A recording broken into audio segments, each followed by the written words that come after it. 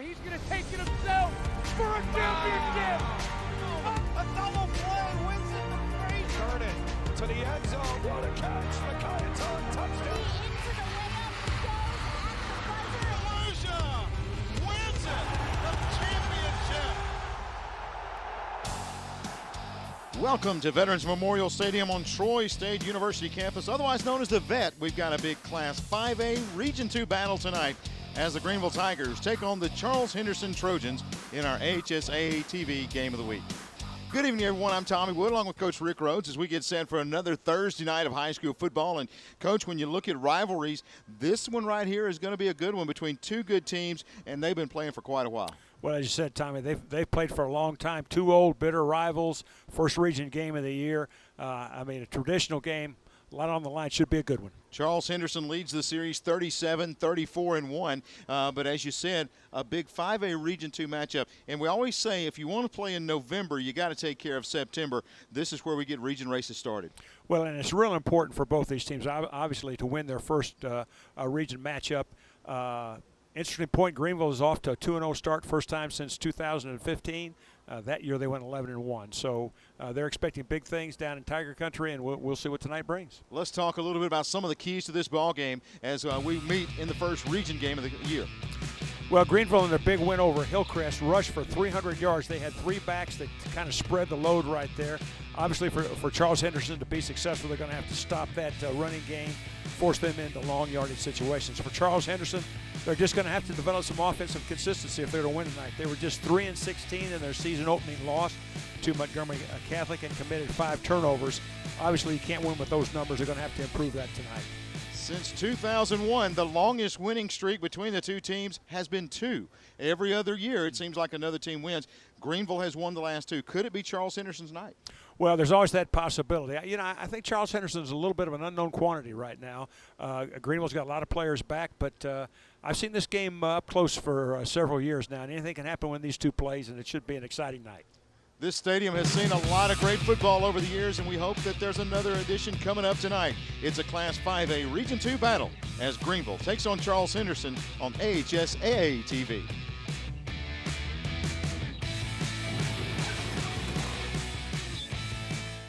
While you're at home with family for the next few weeks, don't put off scheduling home repairs. Call Ox Foundation for a free estimate. With more time at home, you tend to notice things you haven't in the past. Mold and moisture in your basement or crawl space, uneven driveways, stair-step cracks in your exterior brick, uneven floors and doors. If your home is showing weakness, it's time to get strong. How strong? Ox Strong. Stay strong, Alabama. Getting it underway here at the Vet. Short kickoff. Greenville will return, bobble, and picked up 33-yard line. That's where Greenville will start. First down and 10, going left to right here. You see Greenville there in the white jerseys, gold numerals, the black trim, also the gold headgear with the black trim there. So we'll get a look at that Greenville offense. They win 15-0 in the first game of the season.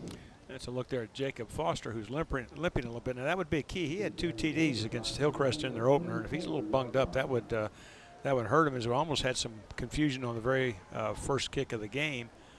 But good field position from a defensive standpoint for Charles Henderson as we get ready to go. First down and 10. Split outs 2 to go. Will go to either side. And Foster in the backfield. Fake. Going to throw it on the outside. Screen is caught. Bouncing to the corner. And gain of 5 and then taken down by the headgear. That's going to be a big penalty against Charles Henderson there. Yeah, that's Daquan Brantley, the junior cornerback, around the neck right there, and that may very well have been the penalty. I tell you, one factor as we wait for the call right here that I think we need to develop early as we look at it. That'll tack 15 onto it. Well, this is the quick screen.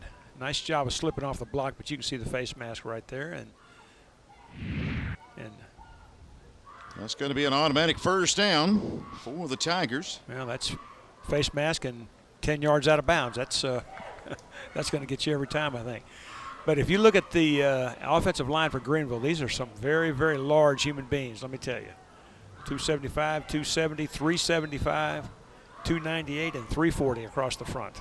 And they want to be physical. That's the way that Greenville wants to open up this ball game. They go to the outside there, but they would love to establish the run. They've got 3 good running backs. And hand off there, not a whole lot. Good pressure coming in there. In to make the stop is going to be London for Charles Henderson, as he just basically came on the blitz and able to get him in the backfield. Well, that time they got into a bear look. It was 7 men on the line of scrimmage, and they took every gap. And you can see right there that Brandon London, the linebacker, came through clean as a whistle and made a big hit. Shearling, the quarterback for the Tigers, as he will go back again. There's running room and a big first down. And a whole lot more. He'll take it inside the 20 to the 15, maybe the 14-yard line. That is Foster on the carry with a huge hole on the left side. Well, that may be an understatement, Tommy. You can see that is a huge gaping hole. Very unusual. They pulled the left tackle, and he folded it around the left guard. The linebacker went with the tackle. Turn out by the guard, turn out by the tight end, and a huge, huge gap for that young man to run through. And I think his leg is just fine, Tommy. He showed some speed on that play. Into the red zone for the Tigers, as they are just outside the 10-yard line. First down and 10 to go. Back to Foster, right side, tracked down again. London on the stop. As a very active inside linebacker, Brandon London. Yeah, very active. And I tell you, Charles Henderson is giving Greenville a different look virtually every snap. They've been in a 3-man front. They've been in a 5-man bear look. They've played some even front, and they've had some success with penetration. Just can't give up the big play. A couple of wideouts come to the near side. One goes to the far side. Shearling on the give. Left side, tracked down and dropped outside the 10. Another good play on that defensive front. This time it's by Caffey, I should say. Yeah, that was going to be the power lead to the right side of the screen, but Hawthorne, the senior running back, tried to make the backside cut, but a good job by the Charles Henderson defense of staying at home. So third down and long here. Shearling will send 3 to the near side. On the give. Inside the 10, going to be stopped at about the 6. Now the scrum will move forward. He won't go down, and they'll move him inside the 5-yard line down to the 4. Hawthorne would not go down. His lineman got behind him, and you need a little help from your friends every now and then. That's a good push by the offensive front. Well, this is where that size helps you. You can see it. Great job of staying upright. Now watch the big body, 61, 72, 56, 77. That's probably 1,200 pounds of beef right there. That is rolling the pile, Tommy. That's exactly what it is. That is rolling the pile. And he got pretty close to a first down, bringing up this 4th and 2. See, shy of the first down. You see it there, 4th and a couple. Greenville looks like they're going to go for it here. Back to the running game. Cuts inside, hit, and fights to about the 3. I don't know. It's going to depend on the spot, but it looks like he may have come about a yard shy. Yeah, I think he's going to be a yard short for sure, Tommy. I think you called that right on the spot. Foster kind of hesitated. Then once he started right in there was just nothing but orange shirts, and they bring him down. Yep, not even a measurement. What a great goal line stand there by Charles Henderson. You see, kind of hesitate and now turn it up, and it's a little late there. He had a hole back to the backside, couldn't see it. And Charles Henderson comes up with a stop. They'll turn it over on downs, the Tigers, and it's 1st and 10 for the Trojans now. Well, what Charles Henderson was able to do in that first series, except for that one big long play, is they were able to get more defenders at the line of scrimmage than Greenville could block. And if they're able to do that, they'll give that running game fits. Foley up under center. Hands it off, and nothing much. Got a flag coming in from the back judge. Yeah, I think the tailback was about 2 steps early. And it is illegal motion. And that'll move it back half the distance to the goal. So if you're Greenville, you go for it there. You know that, you probably could get 3. You're trying to get that touchdown early, and you know that now Charles Henderson, who kind of really was inconsistent last week offensively, you're going to start them deep in their own territory. Yeah, I mean, early in the game, if you don't make it, I think you had an excellent point, Tommy. You have great field position, and it's really almost a win-win situation. So now we'll call it First down at about 12. Looking down the middle. Got his man breaking behind the defender, and they're unable to connect. Looking deep that time for Cook. He had gotten behind the defender and unable to get on the same page there. But, Coach, we were talking about a little bit earlier, long pass plays. That would have been an incredible play for Charles Henderson to get this game started. Absolutely, and I tell you, they ran their tight end right down the middle of the field, and he had 2 steps on the safety, but the Charles Henderson quarterback, Cam Foley, was not able to square his shoulders and make an accurate throw, and the ball was overthrown by about 3 strides. Foley in the backfield with Sanders. This time he'll look in the flats, flips it out there, caught, and spun back to the 3, and wow, he is whacked. Forward progress will get him to about the 4-yard line for Cook, but what a big stop by Aaron from his safety position. Comes up, and he'll lay a lick on you. Well, you want that safety. That's Kadarius Aaron. You want him to fill the alley inside out, and it's about as inside out as you can get right there, Tommy. Great stop. Brings up 3rd down and long. We'll call it about 9 yards, and you look at Aaron there. Now, what's important right here is at this point, Charles Henderson does not have enough field position to punt from a regular spread punt. So they want to get at least 3 or 4 yards right here to give that kicking team a little bit of room. Dropping back again. He's looking deep into double coverage, and it's going to be knocked away. He was looking for Hill down the near sideline. Safety came over, did a great job batting the football away, and punting from their own end zone will be the Trojans. Well, what's one of the things you really want to see from a safety? You want to see great range, and Kadarius Aaron has already shown us that he can come up and make a play on the line of scrimmage, and he can come off the hash and knock down a fade route on the sideline. So that's pretty impressive first series for that young man right there. So 4th down, and punting time for Landon Holly as he stands back in his end zone. Snyder going to snap it back there to him. Good look there at Crenshaw to return. Ball's going to hit, let it roll, and Crenshaw will field it at the 48-yard line. Try to go to the left side and track down. Good stop out there. That is the long snapper. Snyder able to get down and hold on to him and bring him down. Good coverage there by Charles Henderson. Yeah, and really one of the things you want to do from a punt return standpoint is you want to try to disrupt the kicker's rhythm if you can. There was no rush, which is, I guess, critical. But the more important thing is you want to catch that football. That ball rolled 20 yards after it hit on the ground and cost Greenville very valuable field position. Still decent position, but he could have had the ball on the other side of the 50-yard line. Yeah, rolled about 15 or 20. Then when he fielded it, lost another 5. And again, so not great special team start. As we get a look there, Greenville. excuse me, I'm sorry, Tom. As we get a look at Coach Josh McClendon, 6 years at Greenville, 38-21 at Greenville, and 56-26 overall. Region champions in 2015 and 2018. I think I got most of that right, Tommy. Went 18-5 at McKenzie before coming over. Handoff up the middle, good blocking, good running. And inside the 45 to the 43-yard line goes Abner, his first carry of the night. Well, they play 3 running backs now pretty regular. They're going to keep fresh guys up there. And you can see that time they're able to get a hat on a hat. Charles Henderson is not able to get the man advantage until the ball breaks deep into the secondary, and a nice gain by Abner to pick up a first down. So 1st down and 10. They'll mark it about the 42-yard line. Double stack receivers to either side. Run is working, go back to it. This time, Trojans up to the task. They'll make a stop. Flag comes in. Another flag comes in and will hit Abner. And they'll sort this one out. Charles Henderson is having some good luck penetrating that backside on plays that go away. Official to give us the call. Personal foul, face mask, and that will go against the Trojans. And you see right here, he just tries the left side and, grab it, and that's how he brings him down. It's like a repeat of what we saw earlier, Tommy. It really is, and great view by the official over on the side. Pretty good camera work, too, by gosh. Absolutely, best in the business. That they are.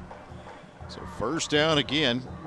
Tigers on the move. They are just outside the 25-yard line. Good look at Sherling there. As he will have it at 27, 1st down and 10. Greenville on another drive. It was stopped on 4th down on their first possession. Good move in the backfield, getting loose inside the 20, running through defenders and down to almost the 15-yard line. That is Abner again. Very powerful run for the 160-pound junior. Yeah, they did a little twist stunt on the left defensive side. Picked up very nicely by the Greenville front. That's a zone read, and really wasn't anybody to read. And nice job of good, tough, straight-ahead running right there by Jermaine Abner. That initial jump stop by Abner got him away from London, and he was able to find a good hole. And it's 1st down and 10 at about the 14-yard line.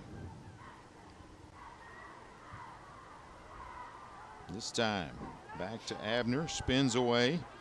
London in the backfield again. A flag comes in. I believe it was another face mask. Looks like it turned him around that time, and you get up and Abner's giving you the indication that it was again the face mask. That's 3 against the Trojans here in the first period. Yeah, that's 3 in 5 minutes plus. That's going to move it forward. That's 45 free yards in less than a quarter of football. Watch this. You see it right there. Oh, that'll hurt. Yeah, London that time getting in the backfield, doing a good job of getting there, but the play before kind of got left in the dust. This time he gets a face mask, and now it is 1st down and goal. Looks like about the 6 now. And looks like Trojans going to have to call a timeout here with 6.5 left. It will take the timeout. Charles Henderson doing a good job again of mixing defenses. I tell you, when they get in that 4-man front with 2 inside, 2 outside linebackers, which you see right here, very difficult to run against.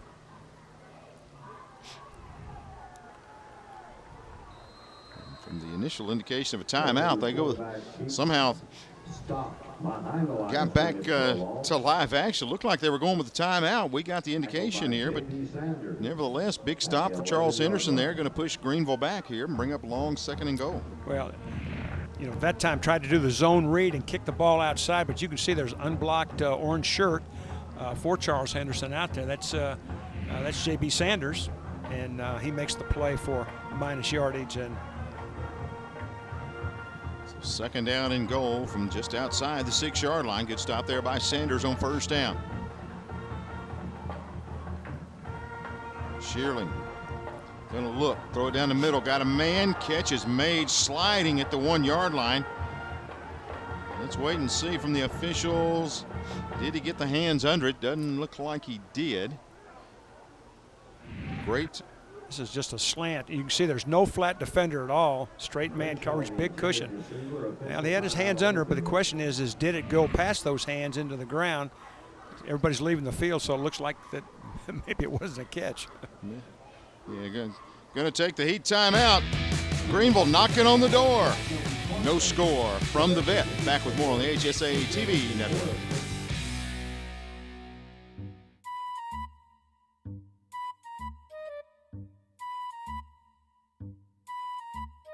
Things a little bumpy in your driveway? Ox Foundation Solutions has the expertise and the know-how to repair cracks, wet basements and crawl spaces, and uneven floors in your home. Ox Foundation Solutions will come up with the right fix for you. It's time to get strong. How strong? Ox Strong. Get a free estimate from Ox Foundations. WOTM, your new home for high school sports in Alabama. Tune into WOTM every Thursday night at 7 for the AHSAA WOTM Game of the Week. WOTM is available to every cable TV provider in the state. If WOTM is not currently a part of your provider's lineup, call or request that they add WOTM. On Thursday, September 10th, the Sparkman Senators travel to Huntsville to take on the Grissom Tigers live on WOTM. WOTM is also your exclusive TV home for the football Super 7 and basketball, baseball, and softball championships.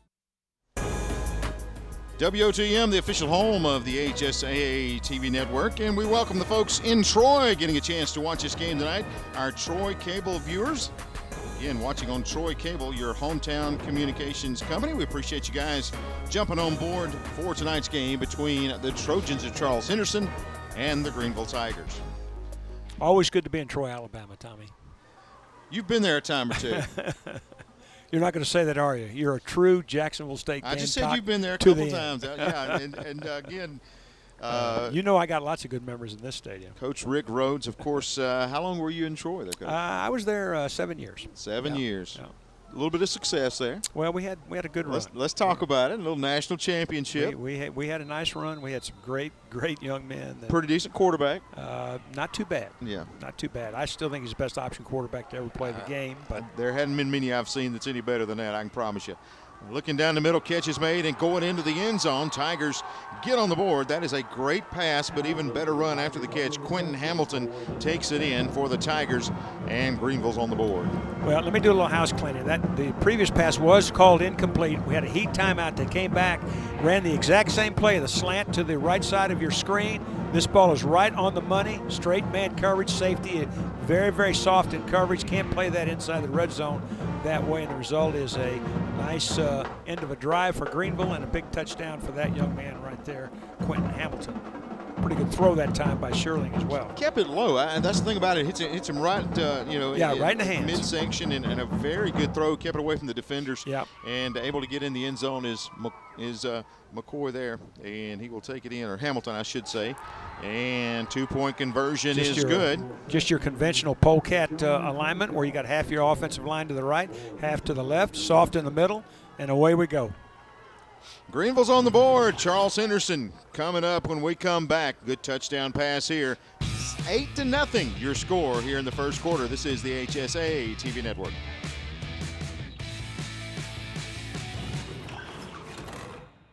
WOTM is the television provider for all Alabama High School Athletic Association championship events and special programs. WOTM is your home for the Super 7 football, state finals basketball, baseball and softball state championships, the AHSAA weekly show, and WOTM also produced the first ever football playoff show, Super 7 preview show, and reclassification reveal show.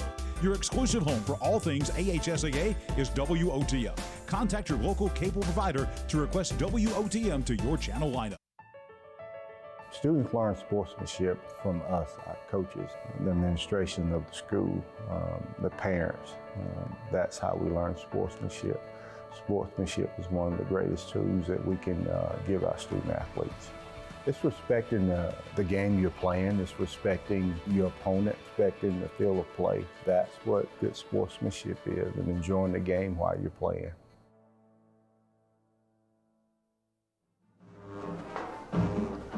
Eight 8-0 early lead for the Tigers. Kickoff bounces, going to be taken in about the 12-yard line, trying to find a gap, and walloped as he crosses the 30-yard line.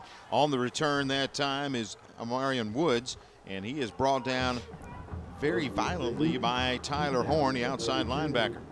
A little assist there by Jacob Foster, the fine running back, who came flying over the top there late as well. So Charles Henderson offense, they scored 13 last week. They fell 27-13 to Catholic out of Montgomery, a team we saw earlier this season. 162 yards of offense, but I think consistency is what Coach Brad McCoy is looking for in this offense. And we saw in the first drive a couple of decent plays, but just the consistency so far has not been there. And it's early in the year. This team could go ahead and continue to improve and gel as it goes on.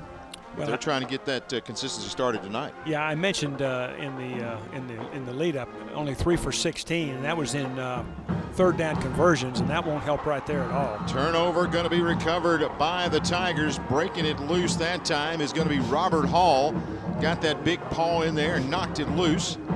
And now the Tigers have good field position. Watch this, just in there late, gets the hand in and rips her loose. Yeah, just runs right through the block of the offensive left guard, who really doesn't take a very good angle to him at all. He's way too inside out and really virtually untouched.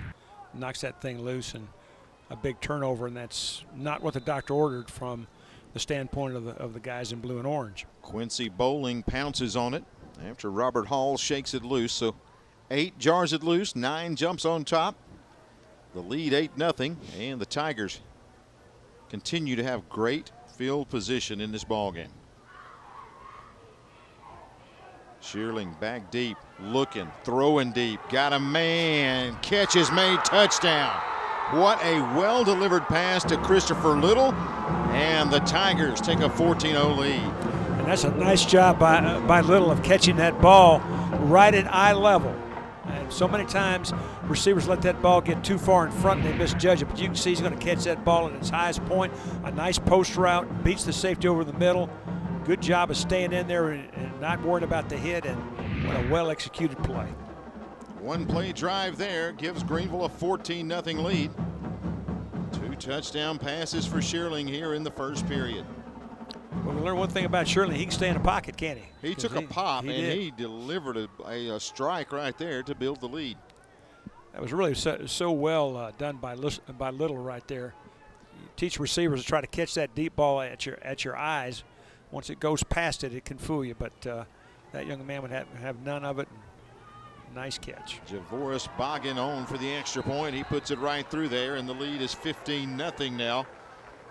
So often the case, a turnover in your own territory, and it leads to an opponent touchdown. Right here, shaking it loose. Stripped pretty good right there, and Johnny on the spot to pick that thing up. And here's the post route. As he right over the lays top. it up. Watch him catch the ball right at those eyes, just like you teach it. Watch him stand in here and take the hit. Knew he was going to get drilled as he lets it go. And quickly a 15-0 lead for the Tigers. Pretty much the entire first period has been played on the Charles Henderson Absolutely. field. Hey, don't forget, this is the kickoff of our football weekend. Friday night rivals tomorrow night. What a great game. As Vestavia Hills head coach Buddy Anderson returns to the sidelines tomorrow night. Winningest coach in Alabama. He's been battling COVID-19. He'll be on the sideline taking on the Hoover Bucks. Don't forget that game tomorrow night on My 68, and then the replay will be Saturday at 3 p.m. right here on WOTM. So, again, brought to you by Drummond Company. It's Friday night rivals, and you talking about rivals, Vestavia Hills and Hoover. That's quite the rivalry to open that one up. That's another old-time rivalry just like this one. Short kickoff fielded about the 20. And out to the 25-yard line. That is going to be Woods. And here comes that Trojan offense. Well, and this drive is super important now with the way that Greenville can run the football. They don't want to fall behind 3 scores here early in this football game. So they're going to want to try to get a sustained drive, get some points on the board, and get an orange jersey on old Mr. Momentum. Sam Foley, the quarterback, brings them out. Trojans will have it. A decent field position starting about the 35-yard line. Brad McCoy there trying to dial up some offense for his troops. 3 receivers come to the near side. Go with the give, trying the right side, cutting it back, nothing there. Wow, that Greenville defense is outside, and they are pursuing to the football, and they are really swarming here early. Yeah, got in a bare front right there, 5-man line. And you watch those white shirts run lateral down the line of scrimmage, stay on the back hip of the football, relentless pursuit. Boy, that's just the way you teach it right there. Sanders nowhere to go on that one. Brings up 2nd down and long. Nice look there at Christopher Robinson, who was right in the middle of that.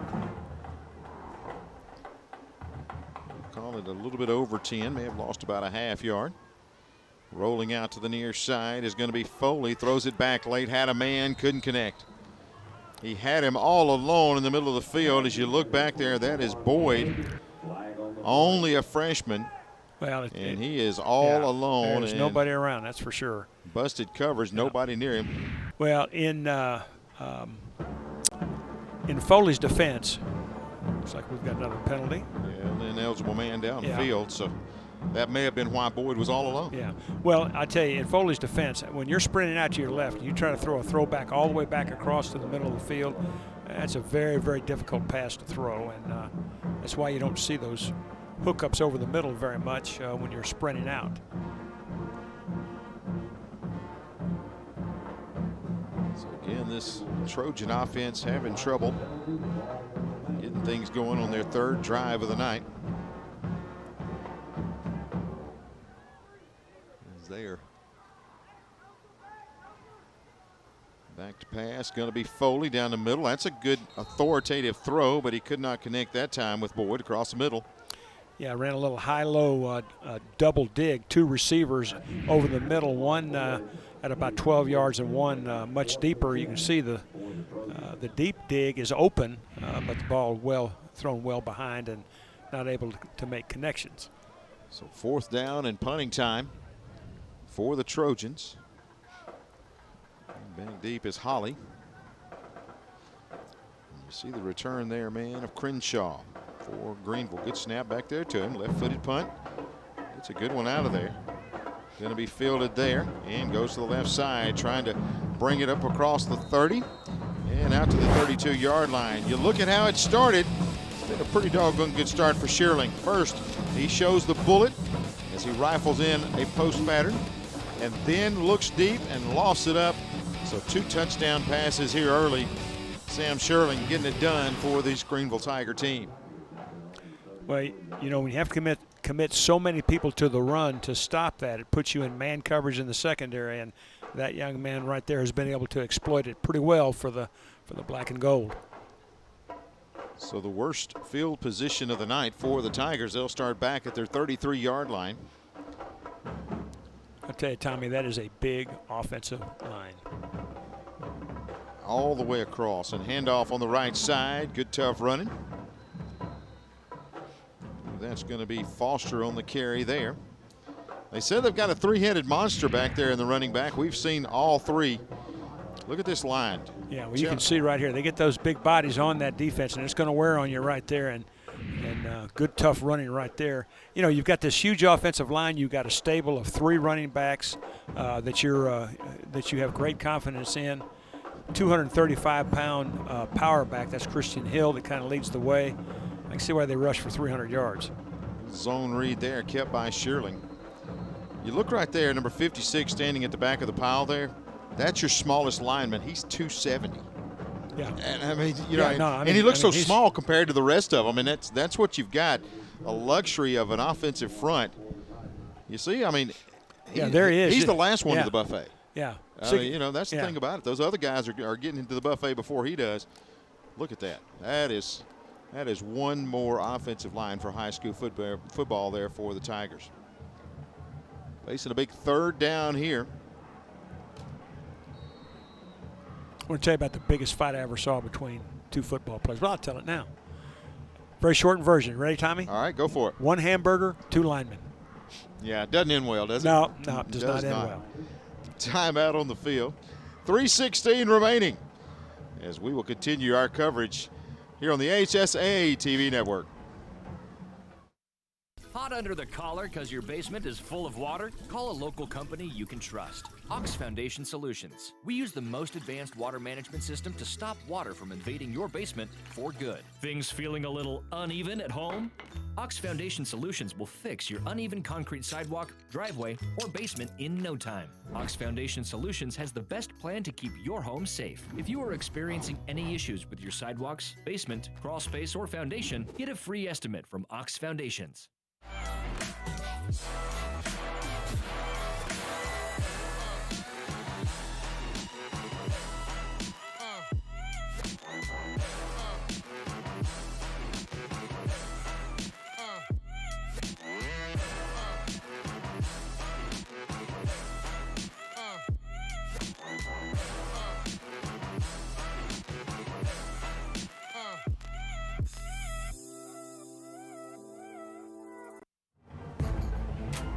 WOTM bringing you high school football here on this Thursday night. Hey, if we're not part of your provider's channel lineup, you need to call and ask them what's going on with that. They've got to jump on board. Request they add WOTM, and you can have HSAA coverage throughout the year.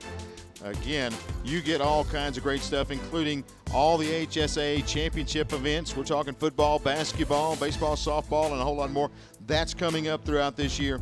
Again, it's all happening on WOTM. So call your cable provider and say, hey, it's time to add WOTM to our lineup. And hats off to all the people that have gotten these kids back on the fields and the courts and in the stands playing their instruments this fall. It's great to see them on the field and the game's going on. Absolutely. And, you know, and there are some cases around the state that they're not able to do it. But, man, when they get the opportunity, these kids are really enjoying having a chance to be out there. Good, tough running, strifing, just really stretching forward. Looks like he got the first down. That's Foster. Just refused to go down, and he'll rattle the chains for the Greenville Tigers. Yeah, good initial hit by J.B. Sanders, who does a lot of two-way action, but that young man right there able to break the tackle enough to pick up a big first down. Only a junior, 6'3", 205. Good size running back. I'd say he's got a future. First down and 10 for the Tigers at the 45-yard line.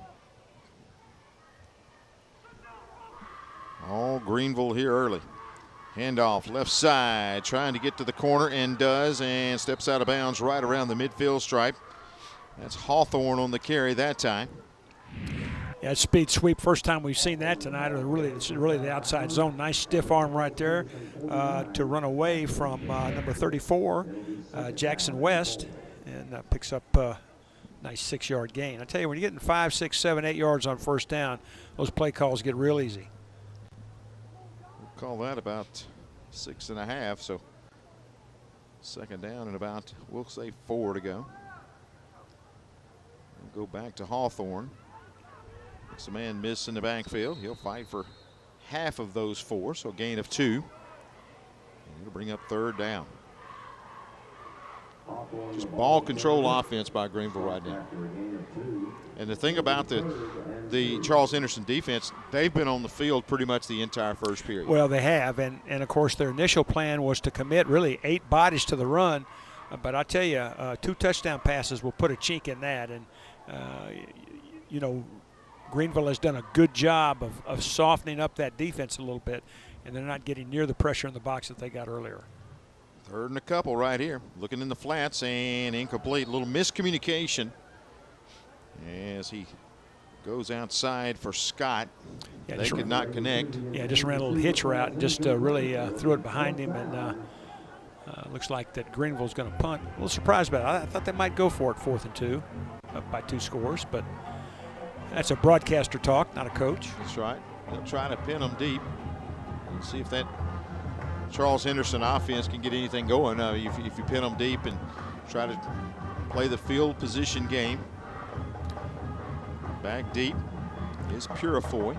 We got to look there at Christian Hill, the 5'11", 235-pound sophomore, who is the punter, but is also the power back, and or the sniffer back, or the H back, whatever you want to call it. They've been called a lot over the years. Yeah, they have, but really a key guy in this offense. 4th down and a couple.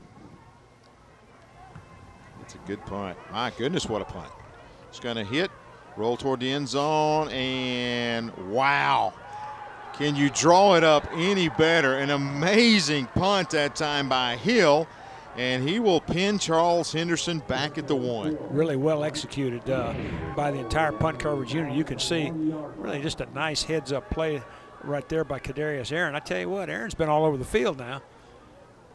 And you got to love it when you're the punter. You just got to work a little bit on that. Celebration. On that high jump right there, buddy. A little too much celebration. You know, one of the rules that they teach you now, you don't ever do the high flip with anybody over 240. And that was that was 275. Yeah, 235 hits 275, and that's the result right there. That's it. So they'll pin the Trojans back deep. They will huddle up in their own end zone. First down and 10 for the Trojans. Trailing 15-0.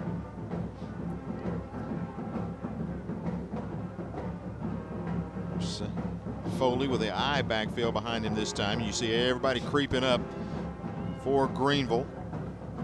And right at the line of scrimmage, and that's it. Yeah, I'm really surprised there wasn't a penalty there. The tailback was clearly moving forward before the snap. Yeah, I see it, yeah. Good camera work, guys, again. Just nowhere to go. Those linebackers get, and defensive linemen get off those blocks to the inside to shut everything off. You get a little look of frustration right there on J.B. Sanders' face. Had a good game last week.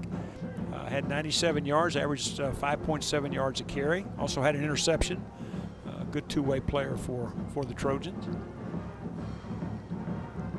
Second down, about 9. Flag comes in, and I believe this one will go against the Trojans. Got a little quick start there, and the penalties continue to mount up for Charles Henderson, if that's what it is. Now, it looked like that last indication from the official, looked like he gave a brief indication it may be against Greenville. It is a 5-yard offside penalty. That's a big penalty right there. Might want to mention here, I noticed a little submarine technique that time by Spencer Crenshaw, number 78, 6'1", 425-pound nose guard, Tommy.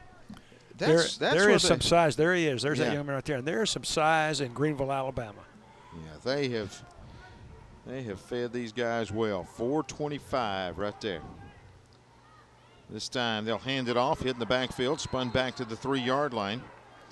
Nowhere to run for Coleman, but yeah, you see him right there. Hard to move that big man out.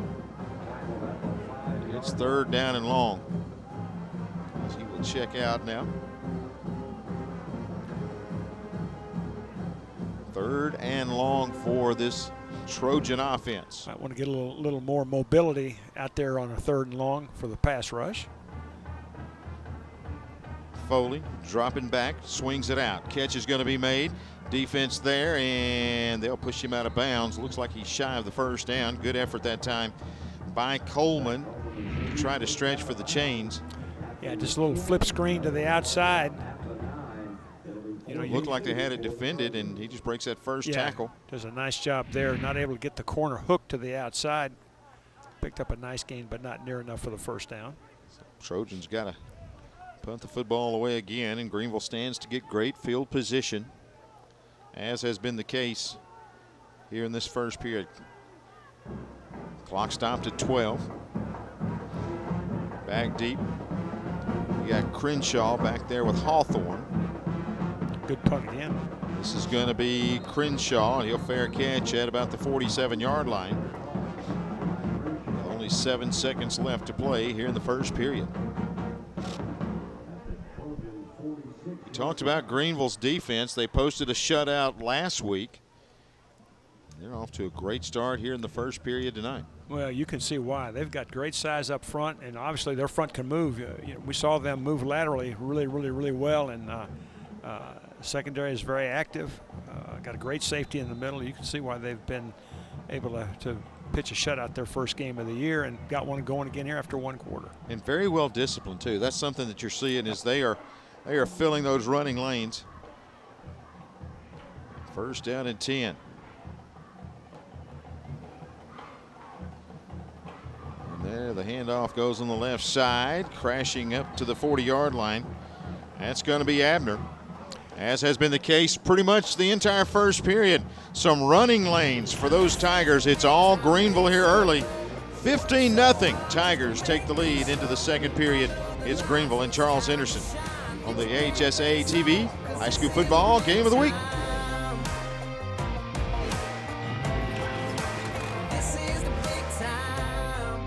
WOTM is the television provider for all Alabama High School Athletic Association championship events and special programs.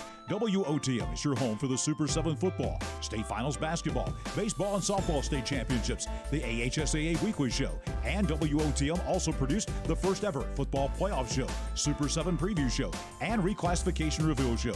Your exclusive home for all things AHSAA is WOTM. Contact your local cable provider to request WOTM to your channel lineup. Students learn sportsmanship from us, our coaches, the administration of the school, the parents. That's how we learn sportsmanship. Sportsmanship is one of the greatest tools that we can give our student athletes. It's respecting the game you're playing. It's respecting your opponent, respecting the field of play. That's what good sportsmanship is, and enjoying the game while you're playing.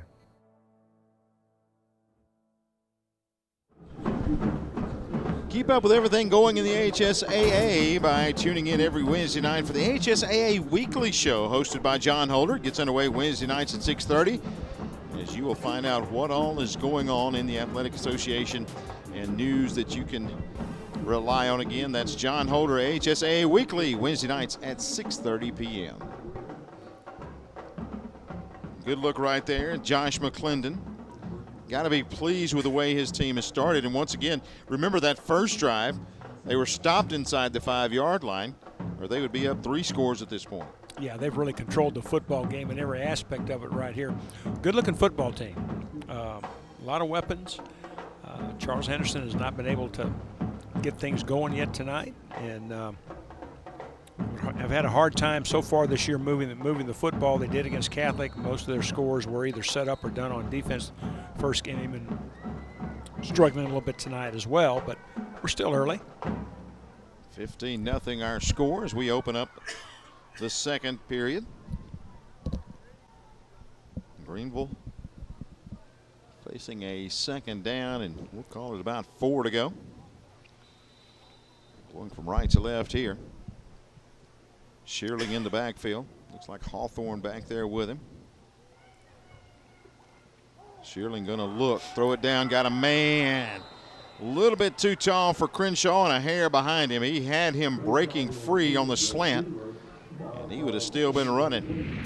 Well, Charles Henderson is back to that 8-man front and a straight man coverage. I believe that if he had that ball to throw over again, he might have lofted the ball just a little bit and tried to lead him just a hair more. He tried to throw the thing right on a line. Very difficult throw to make.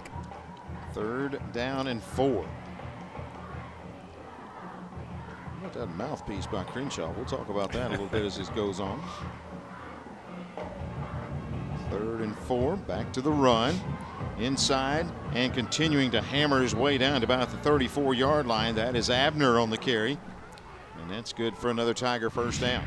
Yeah, they pull the left tackle, and he's going to try to kick out right here, but you can see that the defense over pursues. Abner sees it, cuts back inside. Pretty good leg drive at the end, picks up an extra couple of yards and gets the Tigers a big first down. I believe that was David Banks at right guard that just caved in the right side. Created a running lane there. Shearling back, got him again, too tall. Well, same deal again. I think if he puts a little loft on that ball and gets it out front, that receiver's got a chance to adjust to it much better. When you throw that ball on the line, it's got to be right on the money. You got to stick it right in that front armpit, and that's a tough throw. Last week, Chris Stewart and Tyler Watts talked about the mouth guard for one of the players for Pleasant Grove, and you look at Crenshaw, it's kind of like a pacifier, to be honest with you. When you take a look at it, we'll check that out later on. 2nd down and 10, Shearling. Yes, he will lead this Tiger offense inside the 35-yard line. Shearling gives it off. Not a lot of running room that time. Chopped down is Hawthorne. As he got to the line of scrimmage, going to set up a 3rd down and long. Yeah, I believe really tripped over his blocker. Pretty stout defense up front by Charles Henderson that time. Got a little too deep and tried to cut it back, and one of the trunks of those trees up front tripped him up. There are a lot of bodies and a lot of poundage between those tackles now. 3rd down and 9. Couple of touchdown passes for Shearling in this game. He's found Hamilton and Little. The 2 touchdown passes for the Tigers. This time, 3rd and 9, drops back, got a whistle, stop and play. Not sure he got it off on time. May have taken a little too much right there. Coach McClendon will not be pleased with that if that is the case, because you go from 3rd and 9 to 3rd and 14. Was the flag, or were they not ready for play? Fish was sorting it out here. Well, here we go. Just were not ready for play, evidently. So 3rd and 9, it remains here.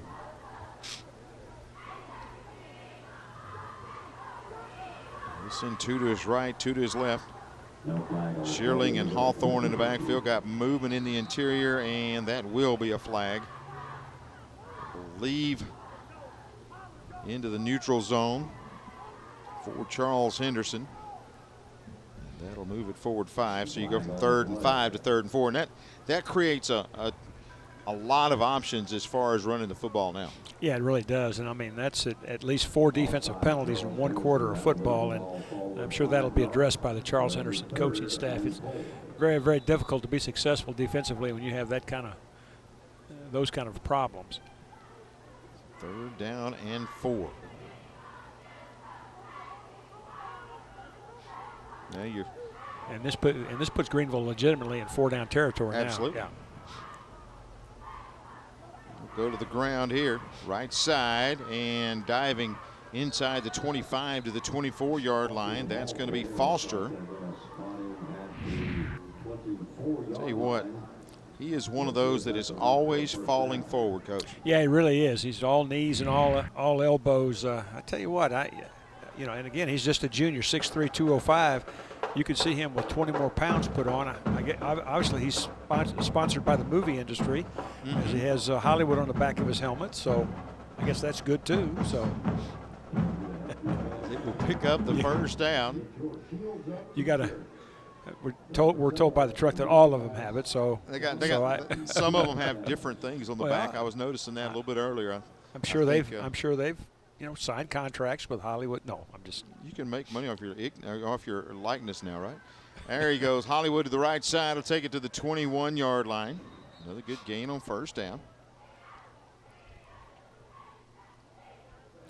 Power football. Yeah, made a nice inside cut, but good tackling by that orange-shirted defense that time to hold it to minimal gain.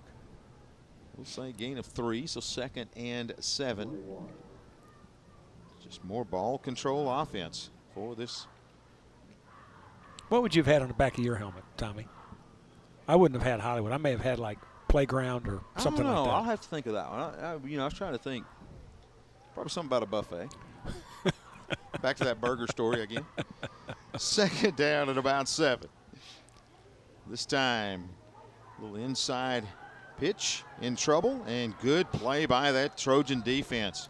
Yeah, really. Well read, and popping up to make the stop is going to be Henderson. Yeah, the senior defensive end. You're going to watch him on the left side of your screen. He's going to beat the block by the left tackle up to the outside, gets upfield, and keeps outside in leverage on the football, and is able to make a big play for a huge loss. So now 3rd and 13. Again, I would think that they're in 2-down territory.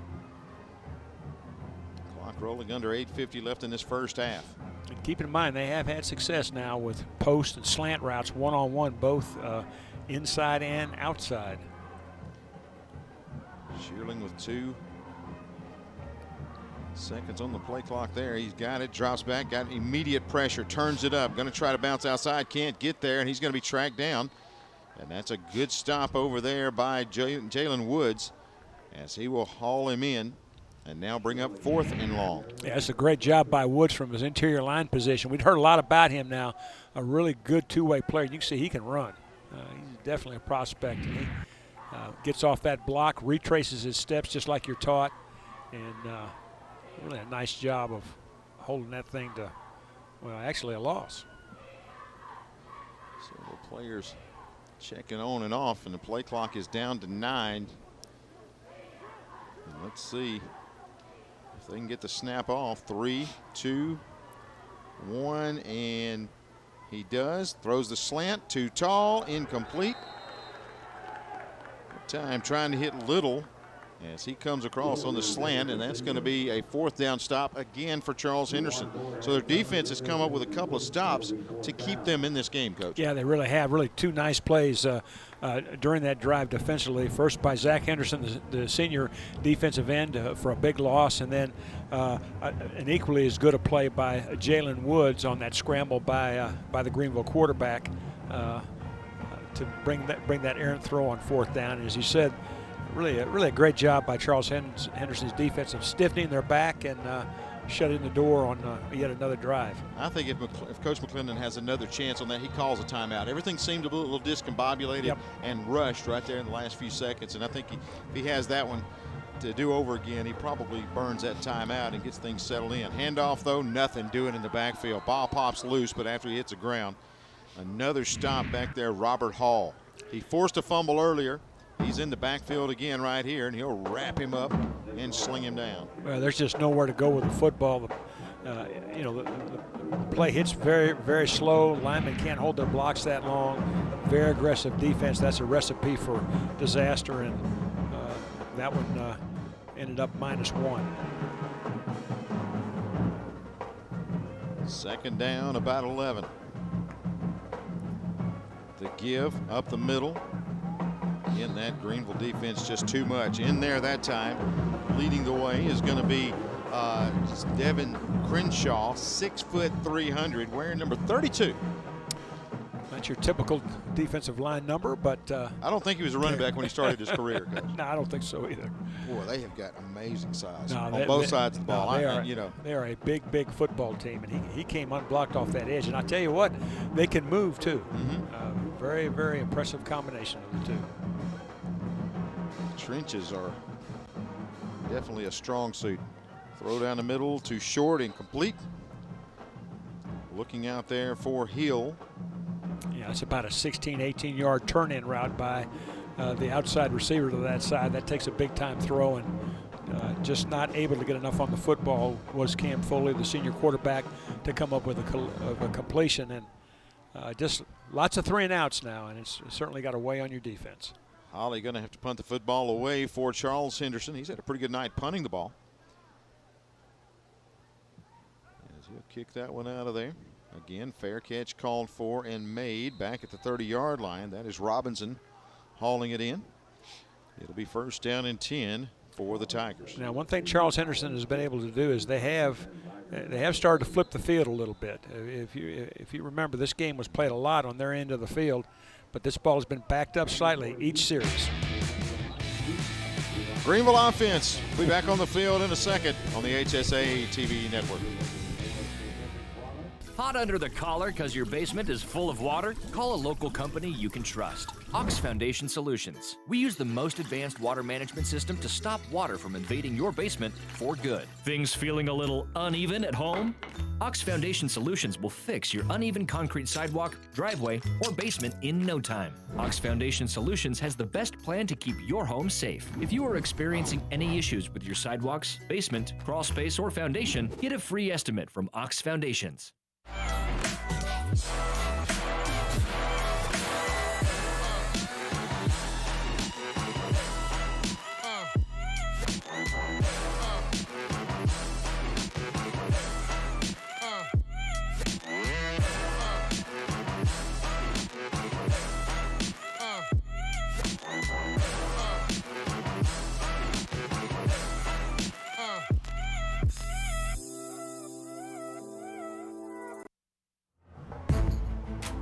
WOTM all over the state of Alabama. We want to thank the folks, especially Melissa and Joan at CTV Beam. You can check us out on SD79, HD286. Welcome them to the WOTM family again on the Beam Internet, Digital TV, and Voice, bringing East Alabama more. Again, thanks to the folks at CTV Beam for adding WOTM. Greenville coach Josh McClendon. Again, his 8th season, 56-26. Successful run at McKenzie over a couple of years, and this is season number 6 at Greenville, 38-21. Buddy, I tell you what, he's got some talents on that field right now for those Tigers. Yeah, he really does, and if they can win tonight and the early results, you would think that it's going to be a Tiger win. But we got a long way to go. But if that would happen, that would make them 3-0 on the young season, and you got to like their chances maybe to make a run at things. But as we said, it's early tonight. Let's not put it in the bag yet. Why, Charles Henderson certainly could get something going and make this a football game. Talking about CTV Beam, don't forget Red Devil Live as they talk about Central Phoenix City and Coach Patrick Nix. That is every Wednesday. You can have it live at 5 o'clock, so check that out. Had a chance to watch some of that a little bit earlier here tonight.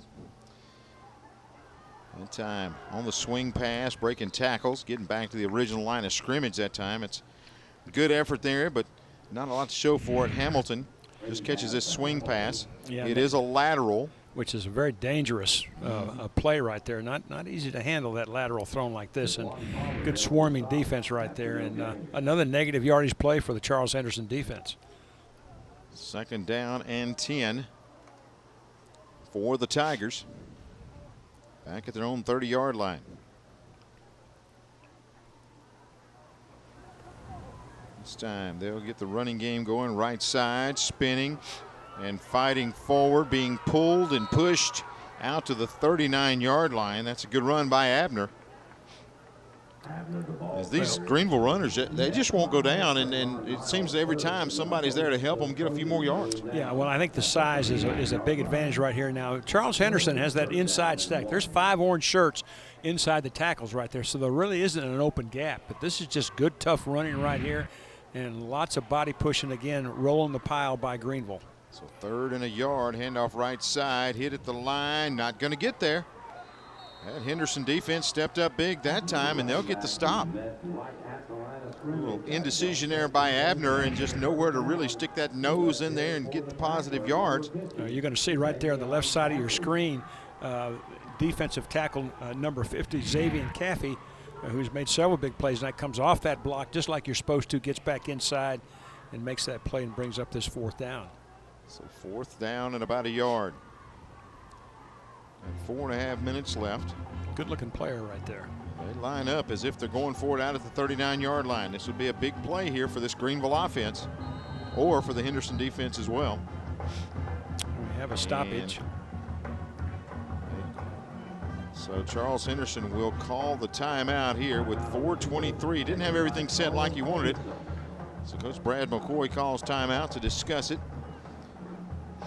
15-0 early lead for Greenville. A couple of touchdown passes from Shearling, one to Hamilton and another to Little. Don't forget, we got more football coming your way next Thursday night, talking about rivalries and teams that really get after one another. Grissom and Sparkman. It's going to be a big Class 7A Region 4 battle next week. Sparkman Senators taking on Grissom, getting underway at 7 p.m. next Thursday night. So we'll have another good one, Coach. I think that'll be our first big school North Alabama broadcast, if I'm not mistaken. That's right. We've been doing this a couple of years now, and we've had some of the smaller schools up that way, but I think this is the first time we've been into that area. Yeah, you look at that, and as the season moves on, and again, you're taking a look at some of these teams that these two on the field are going to face. Again, Headland and Wetumpka. Wetumpka's playing some pretty good football right now. That's a pretty healthy schedule on both sides there. The only sure win there is that one on the 18th, that open team. Yeah. The rest of them, I think, another team. That's pretty challenging. Andalusia, very good ball team there. Pike Road. We Curtis know about Perry, them. the defensive tackle there, one of the highly recruited players, but tough schedules along the way for these two squads. 4th down, decide to punt it away. Hill's gonna get another great roll. Last time it dies at the 1, this time inside the 15. So he has been very efficient here in this first half. Yeah, he really has. And again, you want to try to field those punts if you can. Of course, with a single safety, very difficult to do that. But I mentioned this last year, Tommy. If you field every kick in a season, it's the equivalent of having a 1,000-yard rusher. And those yards are valuable. They certainly are. They really are. And you see, what that roll will do, and you catch that one there. If there's a way to catch it, you save yourself about 25 yards on that one. Yeah. I mean, and again, that means you need a 25-yard play just to get back to even. And the way this Trojan offense is struggling, 25 yards is huge. Yeah, to try to get something going. Yeah, you have to be great in special teams when you struggle offensively. I mean, you just have to. 1st and 10, they'll mark it about the 15-yard line. Foley throws it down the middle. Catch is going to be made in traffic. Ball pops loose, and the Tigers have recovered. Took a pretty good pop across the middle as he brought it in, and it is taken loose, and Greenville with great field position again. Well, of course, anytime you throw that little slant to the inside receiver in a 3-by-1 set, you're going to run into a whole lot of traffic, and that ball is right over the middle. You can see there are a lot of white shirts that converge. Helmets right on the football. Big hit right there by Laquan Robinson, and forces another turnover. Big pop there and shakes it loose. It's 1st down and 10. Greenville with the football at the 25-yard line. Tiger defense has been tough. Robinson with a good pop there. Able to create a fumble. Other side of the coin. Boyd over there showing a lot of frustration. But it's 1st and 10. They'll go with a wildcat look, keeping it. Bouncing it outside, hit from behind. Had Crenshaw in there at the wildcat position. Yeah, he's kind of the change of pace right there. A little more of a runner, kind of a water bug type runner right there.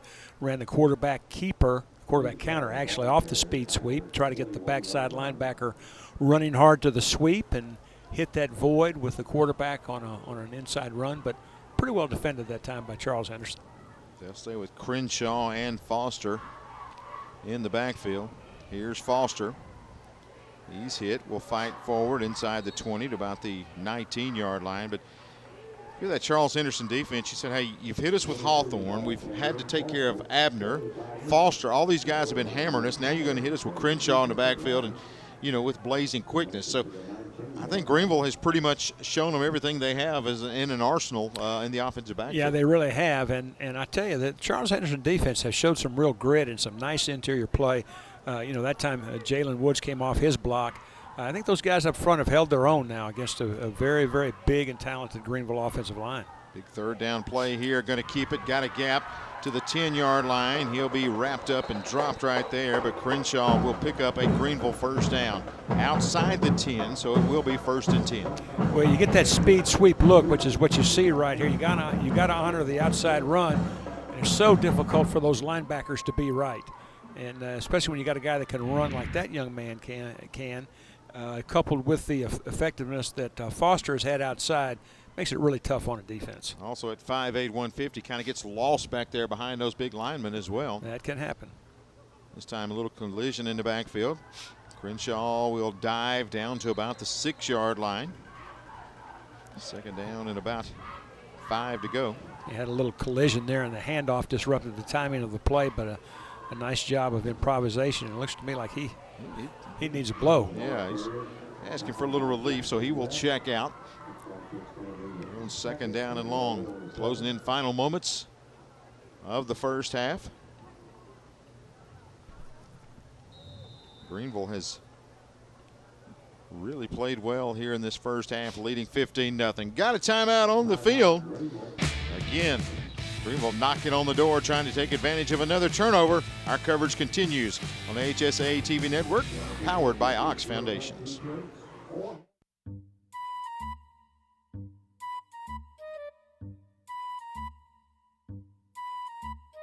Things a little bumpy in your driveway?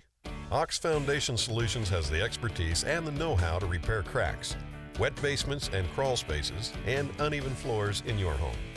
Ox Foundation Solutions will come up with the right fix for you. It's time to get strong. How strong? Ox Strong. Get a free estimate from Ox Foundations. WOTM, your new home for high school sports in Alabama. Tune into WOTM every Thursday night at 7 for the AHSAA WOTM Game of the Week. WOTM is available to every cable TV provider in the state. If WOTM is not currently a part of your provider's lineup, call or request that they add WOTM. On Thursday, September 10th, the Sparkman Senators travel to Huntsville to take on the Grissom Tigers live on WOTM. WOTM is also your exclusive TV home for the football Super 7 and basketball, baseball, and softball championships. Thanks to all our sponsors, especially Kevin Weber and the folks at Ox Foundation Solutions. They've been on board since day one. We appreciate their sponsorship. And again, jumping in there on WOTM, the HSA TV network, Kevin Weber and the folks at Ox Foundation Solutions. Some Oxes up front for that Greenville Tiger team, and they've been able to pound it out on the ground tonight. Being able to run the football now sets them up 2nd down and about 5 at about the 6-yard line. Leading 15-0. And you Coach Josh McClendon, you'd love to punch another touchdown on the board here before the break. Looks like a really over-emotional guy, doesn't he, right there? He's cool and calm and just plays his cards.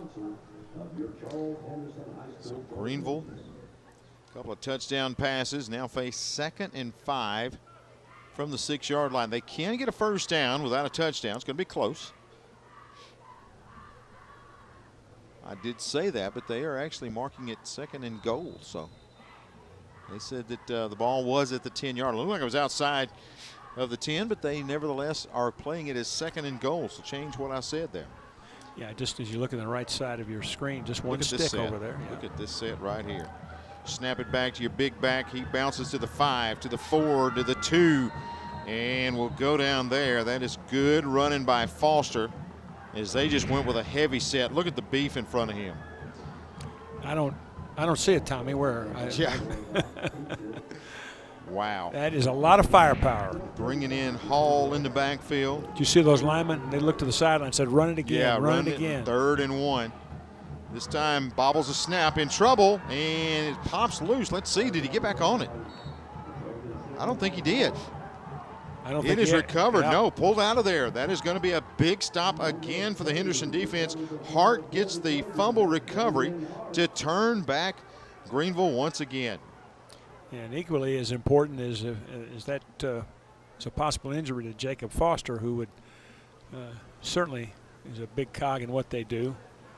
Sometimes when those things happen, you're more embarrassed than anything, but just didn't handle the snap. I tell you, good penetration, though, by the Charles Henderson front. That's number 30 right there, Damian Hart, that came through unmolested.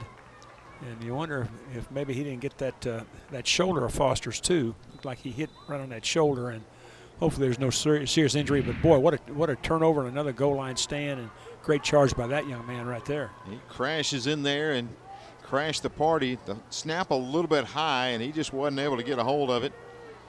And you can see the frustration right there as they had it 1 yard from the end zone. Handoff right side, not a lot cooking there. They try Carlisle. He's hitting the backfield, brings up 2nd down and long.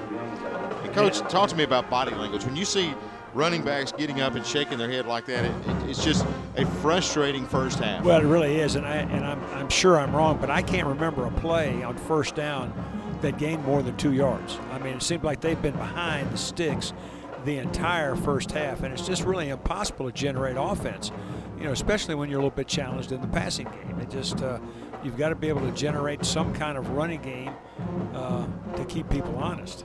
The handoff left side. Wow. I mean, just nothing. I mean, you could just see, I mean, ball snapped and those orange shirts get knocked straight up, and there's a white jersey in every gap and just nowhere to go with the football. Just no push whatsoever. That Greenville defense is good as advertised. Here in this first half, they really get after it. I don't know that the Trojans will snap it again. I would think that they will let this thing run out, get to halftime, and see if they can't improvise a little bit. As they will let it go. Don't forget, we've got halftime coming up. And tonight, we're going to introduce you to Kathy Trimble of Francis Marion High School, the 1A AHSAA Making a Difference Award winner. Again, that's Kathy Trimble from Francis Marion. We'll be talking, introducing you to Kathy as we continue our coverage of these Making a Difference Award winners. And timeout was called with 5 seconds left. And so they will have to snap it one more time.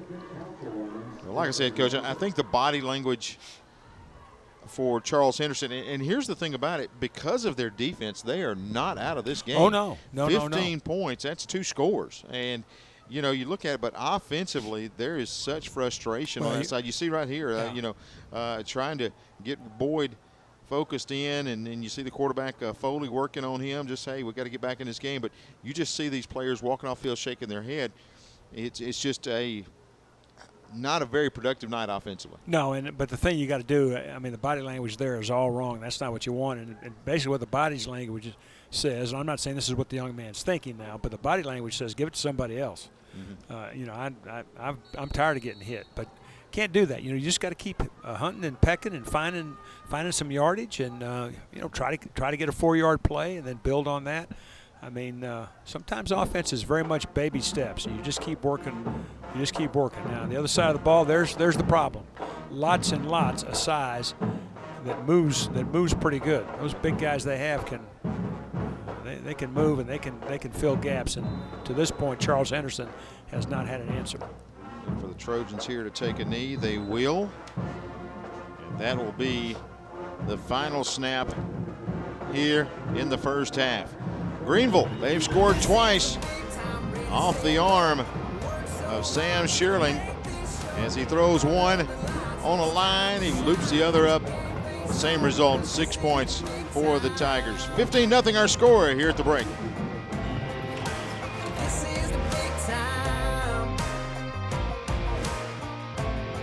Don't crack under the pressure of foundation issues. The certified specialists at Ox Foundation Solutions can permanently fix foundation problems at the best price guaranteed. And did you know, moisture and unsafe air from your crawl space can infiltrate your home, causing health hazards and high utility bills. Ox Foundation Solutions has the best plan to keep your home safe.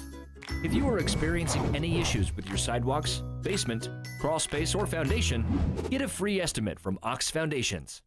WOTM is the television provider for all Alabama High School Athletic Association championship events and special programs. WOTM is your home for the Super 7 football, state finals basketball, baseball and softball state championships, the AHSAA weekly show, and WOTM also produced the first ever football playoff show, Super 7 preview show, and reclassification reveal show. Your exclusive home for all things AHSAA is WOTM. Contact your local cable provider to request WOTM to your channel lineup.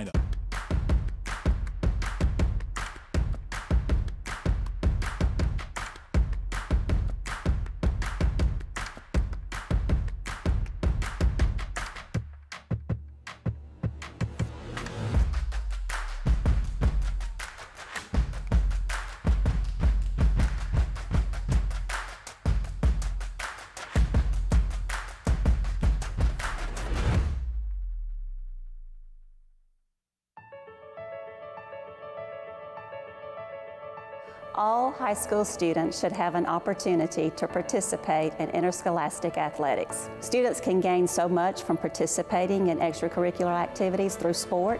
Not only do they learn sportsmanship, they learn respect, and they learn teamwork. All of these are characteristics that students could carry with them throughout the rest of their lives. Welcome back to the AHSAA Weekly. Of course, this year, the Alabama High School Athletic Association naming a Making a Difference Award winner in all 7 classifications. This week, we're going to meet the winner for Class 1A, Kathy Trimble of Francis Marion High School. I wanted to be a journalist. I wanted to go into broadcasting. And when I got to middle school and I started playing athletics, my high school or my junior high coach at the time was very influential. I saw a lady that was very short, but very powerful, that really inspired students and inspired me. So whereas I wanted to do journalism and broadcasting, I changed and decided that I wanted to do education because I wanted to be a middle school basketball coach. My father talked to me and he was saying, you know, you're so smart. What do you want to be when you grow up? And I said, well, I want to be a PE teacher. And he was like, there's so many things you can be. And you decided to be a PE teacher, you can be a doctor. I said, Dad, I know I could be a doctor, but you know, my coach was influencing me so much that I said, no, I really want to be a PE teacher. So I decided to be a PE teacher because I wanted to coach on the junior high level because I saw what it did for me at that age and how it made a difference in my life. And at that age, I feel like students are very impressionable. They're learning, they aren't stuck in their ways yet. So I think it's a time where, you know, you could really make a difference. So that's what I really, really wanted to do. And my coach really inspired me to do that. And eventually I went on to become, to receive a terminal degree, my doctorate degree, not because I wanted to be called doctor, but I wanted to prove to my dad, yes, I could be a doctor. Yes, but I wanted to be a coach. First of all, the rewards is the fact that I am from Marion, I am from Perry County, I am a graduate of Francis Marion School, and I always say God has a sense of humor. Had no desire to go back to Francis Marion and go back to Marion at all. I got married when I was in college, and my husband got his first coaching job at a school. He came home and said, I'm offered a job at a place, the coach said I probably wouldn't know anything about, in Marion, Alabama, at Francis Marion, and he knew that I had graduated from there. So that's how I ended up there. But having opportunities to go other places, we've spent our entire career there because it's so rewarding to be able to give back to your own community, to where you came from, your own school. The challenges is because it's such a rural school, there's very little economic development there. We lack a lot in resources, but we make the most of what we have. So those have been some challenges that we do have, but anyway, we make the most of it. Actually, what happened is when I finally became a coach, I took over from Maxine Coley, who was my coach at Francis Marion, and she went on to become an administrator. Well, anybody knows Maxine Coley knows that she has a way of doing things. She knows everybody by name, not only every student, everybody in the town, in the community, probably in the whole state of Alabama, if you ask me. But I watched Miss Coley in how it affected everybody for her to be so personable. And that influenced me as well. So that's one thing that I learned from her. And I made it my business to not only know all of my athletes, but to know every student. And then not only that, see what I could do to help every student in whatever capacity that they're in need of. And so many students, as you know, as I said, being from the area that we are, have so many different needs. So it was my job to not only know their names, but to find out what their needs were and try to help to meet their needs. Being in ministry, as my husband has been, what we do is every year, when it comes down to, even when I was a coach, every year when it comes down to the playoff time, we have a church service for our athletes. And not only that, another thing that we did was when I was coaching, the nights before we went to the area tournament, our team had to come over and spend the night at my house. We did that because that was part of ministry. We wanted our students to see, and some of them came from great homes, but we wanted them to see that we knew that they saw us every day in the capacity of teachers, but we wanted them to see us in a different light. And then not only that, we wanted them to see what a, quote, good home looked like. We wanted them to see something that some of them may not have known about. So they would come and we built relationships that way. We still have those relationships now. And then we also required them to come to church with us, and they didn't mind doing it. So as a result of that, that allowed us to minister to them. And even in their own way, they ministered to us because what they got out of it.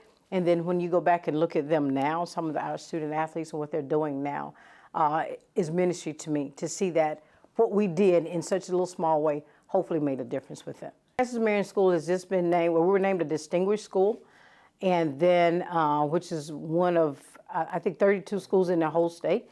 And then out of those 32 schools, we were named a banner school, which is one of only 8 schools in the state of Alabama.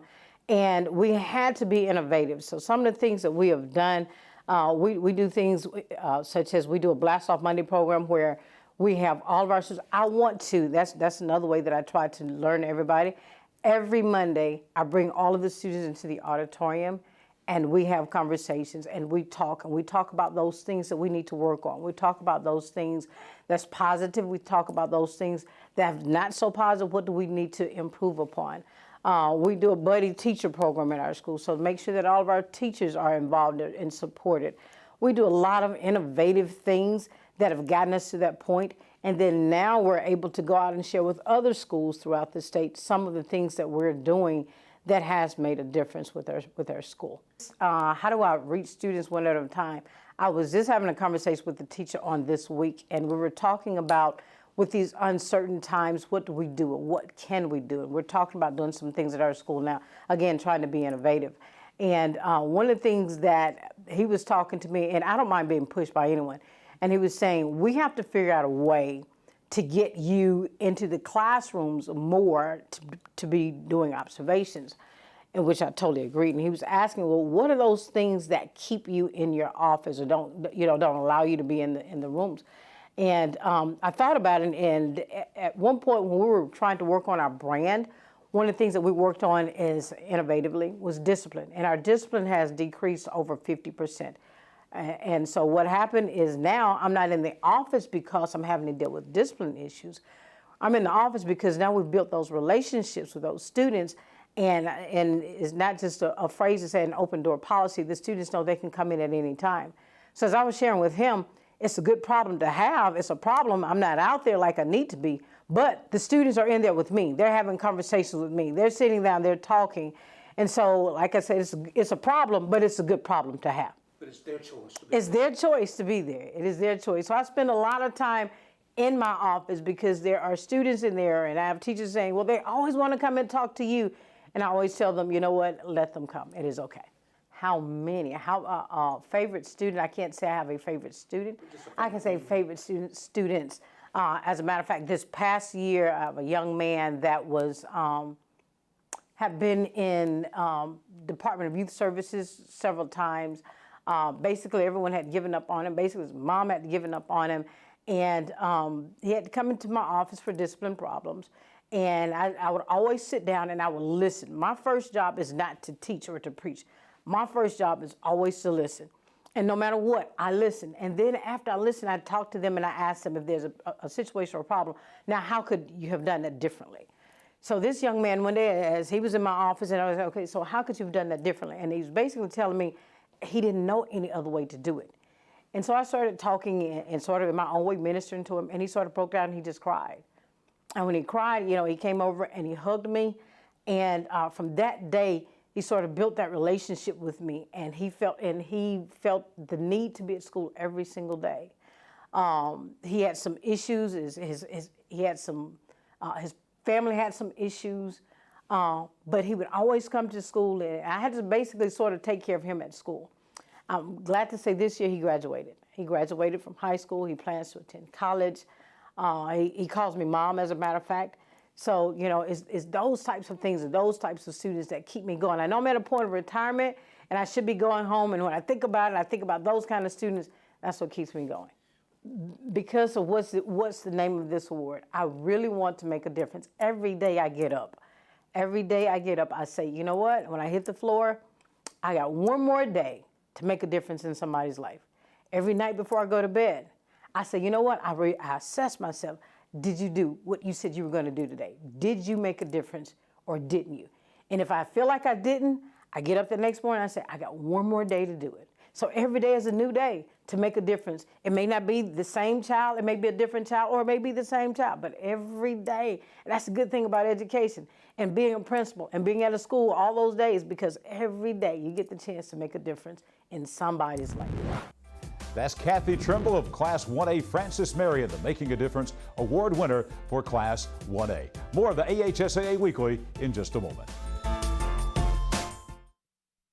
While you're at home with family for the next few weeks, don't put off scheduling home repairs. Call Ox Foundation for a free estimate. With more time at home, you tend to notice things you haven't in the past.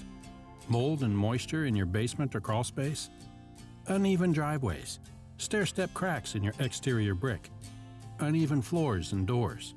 If your home is showing weakness, it's time to get strong. How strong? Ox Strong. Stay strong, Alabama. WOTM, your new home for high school sports in Alabama. Tune into WOTM every Thursday night at 7 for the AHSAA WOTM Game of the Week. WOTM is available to every cable TV provider in the state. If WOTM is not currently a part of your provider's lineup, call a request that they add WOTM. On Thursday, September 10th, the Sparkman Senators travel to Huntsville to take on the Grissom Tigers live on WOTM. WOTM is also your exclusive TV home for the football Super 7 and basketball, baseball, and softball championships.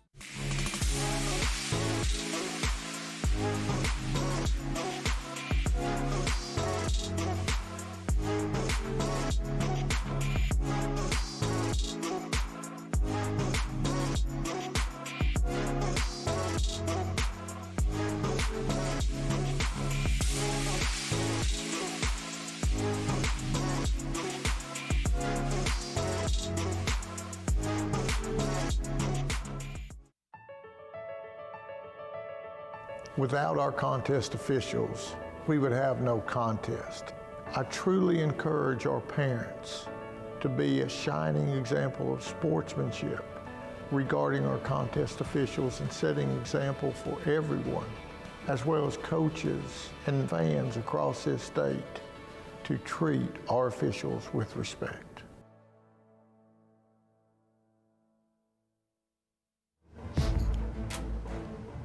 Back at Veterans Memorial Stadium, Troy University at the Vet, 15-0 your halftime score as Greenville leads over Charles Henderson.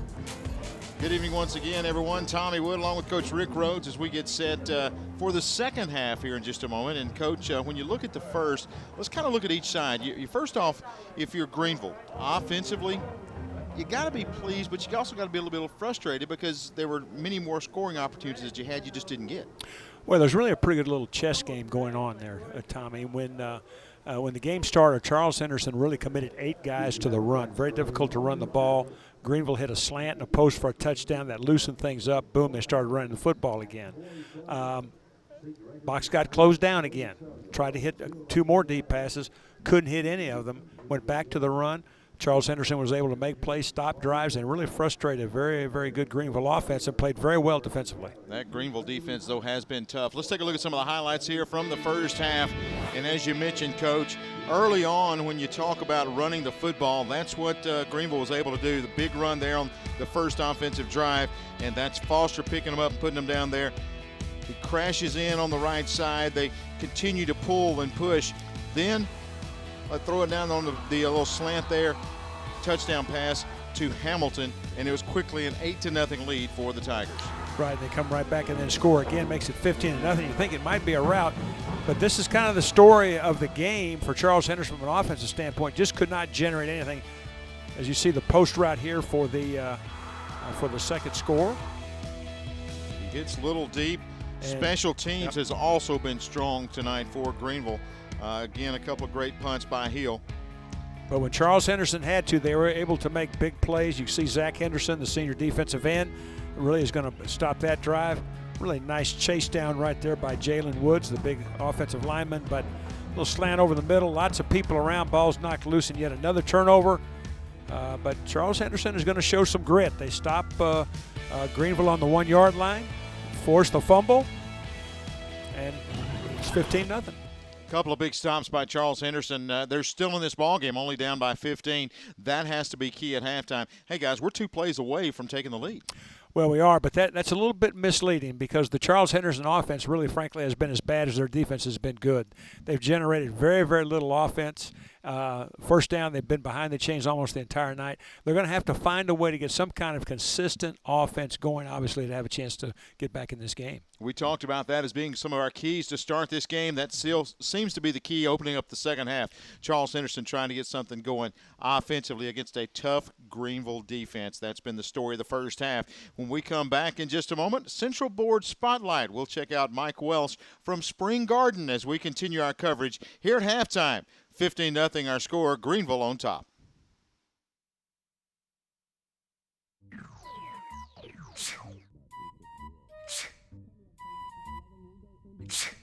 Home making you sick?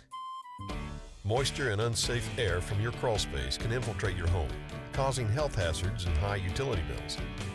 Ox Foundation Solutions can remedy any mold or mildew problem in your home. It's time to get strong. How strong? Ox Strong. Get a free estimate from Ox Foundations. WOTM is the television provider for all Alabama High School Athletic Association championship events and special programs. WOTM is your home for the Super 7 football, state finals basketball, baseball and softball state championships, the AHSAA weekly show, and WOTM also produced the first ever football playoff show, Super 7 preview show, and reclassification reveal show. Your exclusive home for all things AHSAA is WOTM. Contact your local cable provider to request WOTM to your channel lineup. The NFHS Learning Center is the leader in online education for the interscholastic community.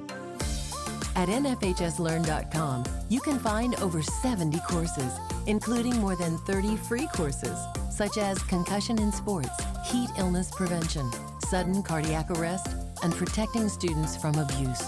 To learn more, visit the NFHS Learning Center.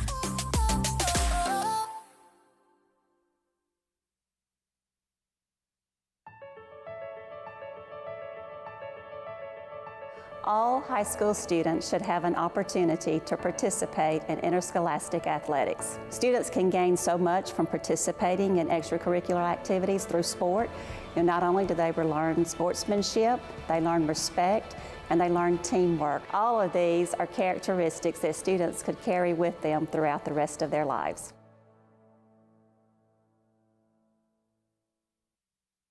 The AHSAA Weekly continues this week, and it's time for another Central Board Spotlight. This week, we're going to focus on the Vice President of the Central Board of Control for the Alabama High School Athletic Association. He is from Northeast Alabama, the principal at Spring Garden High School in Cherokee County, and also newly elected as the Cherokee County Superintendent of Schools. Here's Mike Welch. Meet Mike Welch, Vice President of the AHSAA Central Board of Control. He grew up as the son of a basketball coach and has served as the principal at Tiny Spring Garden for more than 20 years, supporting an athletic program that celebrated state championships in girls basketball and volleyball. It's been a great honor for me to serve on the Central Board as the son of an educator and a coach. I grew up, with athletics being a big part of my life, and was probably more familiar with the Alabama High School Athletic Association than maybe my teammates or my classmates in school, just because my father was a coach. So I've always been interested in it, and it's just been one of the biggest thrills for me and the greatest honor to be able to serve on the Central Board. The gym at Spring Garden is named for Mike Welsh's father, a career highlight for father and son. He's been a coach, teacher, and principal. Mike is leaving Spring Garden in January to become the superintendent of Cherokee County Schools. I've tried to be a facilitator in all my roles in education, and by that I simply mean that I just want to help people be the best that they can be. As a teacher, I want to facilitate my students so that they're the best learners that they can be. And as an administrator, I try to facilitate to help teachers in the classroom, to help them be the best they can be. I look forward to that challenge in my next role in trying to help people be the best that they can be for their schools and for their students.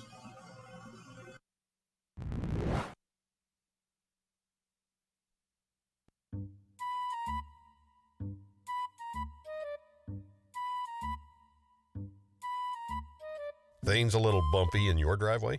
Ox Foundation Solutions has the expertise and the know-how to repair cracks, wet basements and crawl spaces, and uneven floors in your home.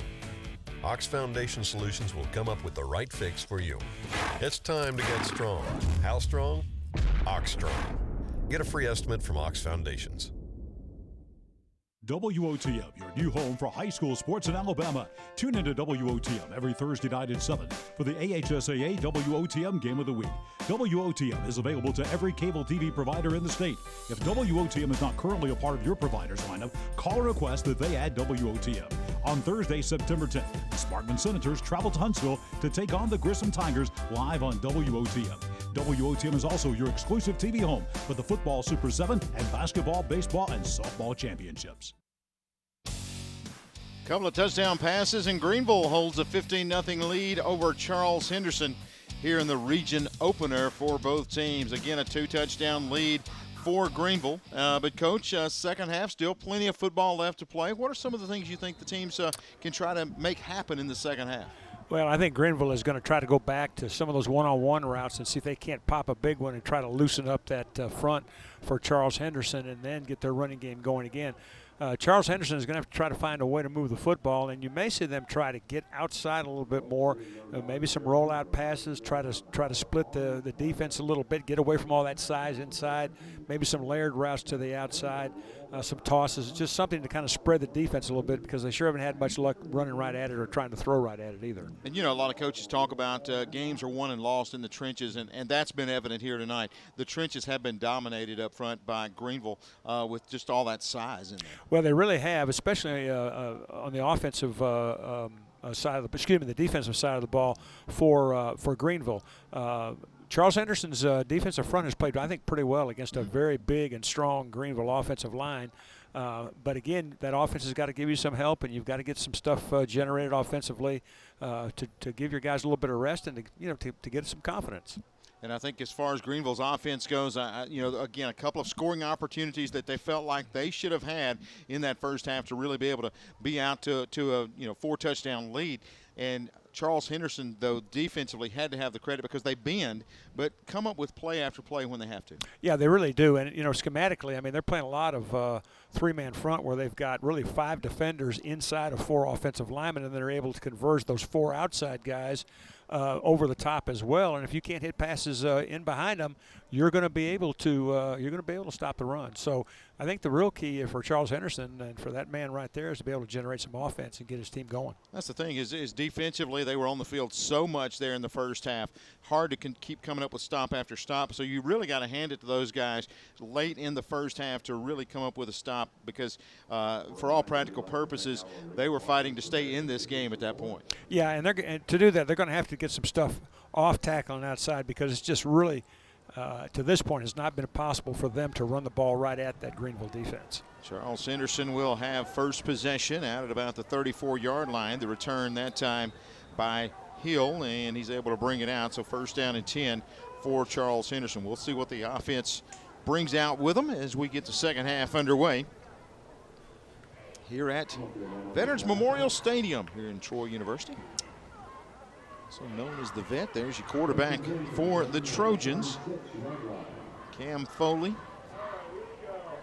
as he will lead his offense back out, try to get something going as we open up the second half here. Looks like we're going to see a little Wildcat action here maybe, or maybe the ball's just being moved over to the from the sideline to the hash. I'm sorry, I had him in the middle of the field there, partner. Oh, it's going to be the same set they open up the game with. This time he's going to be back to throw. Going to run a little screen over here to the near side, and maybe a gain of 1, possibly 2. That is Sanders on the reception. And there's that attempt to get that ball outside a little bit. Just a little flip screen to the outside. Get it to your best ball carrier. Get some blocking outside and see if you can pick up some yardage. Only 2, but that is a positive yardage play. You'd like to get 4 on that play, but still behind the chains, but a little better than what we saw, especially towards the end of the first half. Trying to get this defense out of the box. That's going to be a key here early for Charles Henderson in this second half. Go back to the run. They'll try Sanders left side. He's wrapped up and dropped right at the line of scrimmage. My goodness. What a night that young man right there has had. Robert Hall. They list him at a linebacker, more of a defensive end, but boy, he comes in and he creates havoc. He comes inside out, all 5'11", 231 pounds of him, and he delivers a load. As he's able to crash in there for that stop, setting up third down and a long 6 now. And this is really a crucial third down right here. This would be a huge shot in the arm for Charles Henderson if they can pick up this first down here.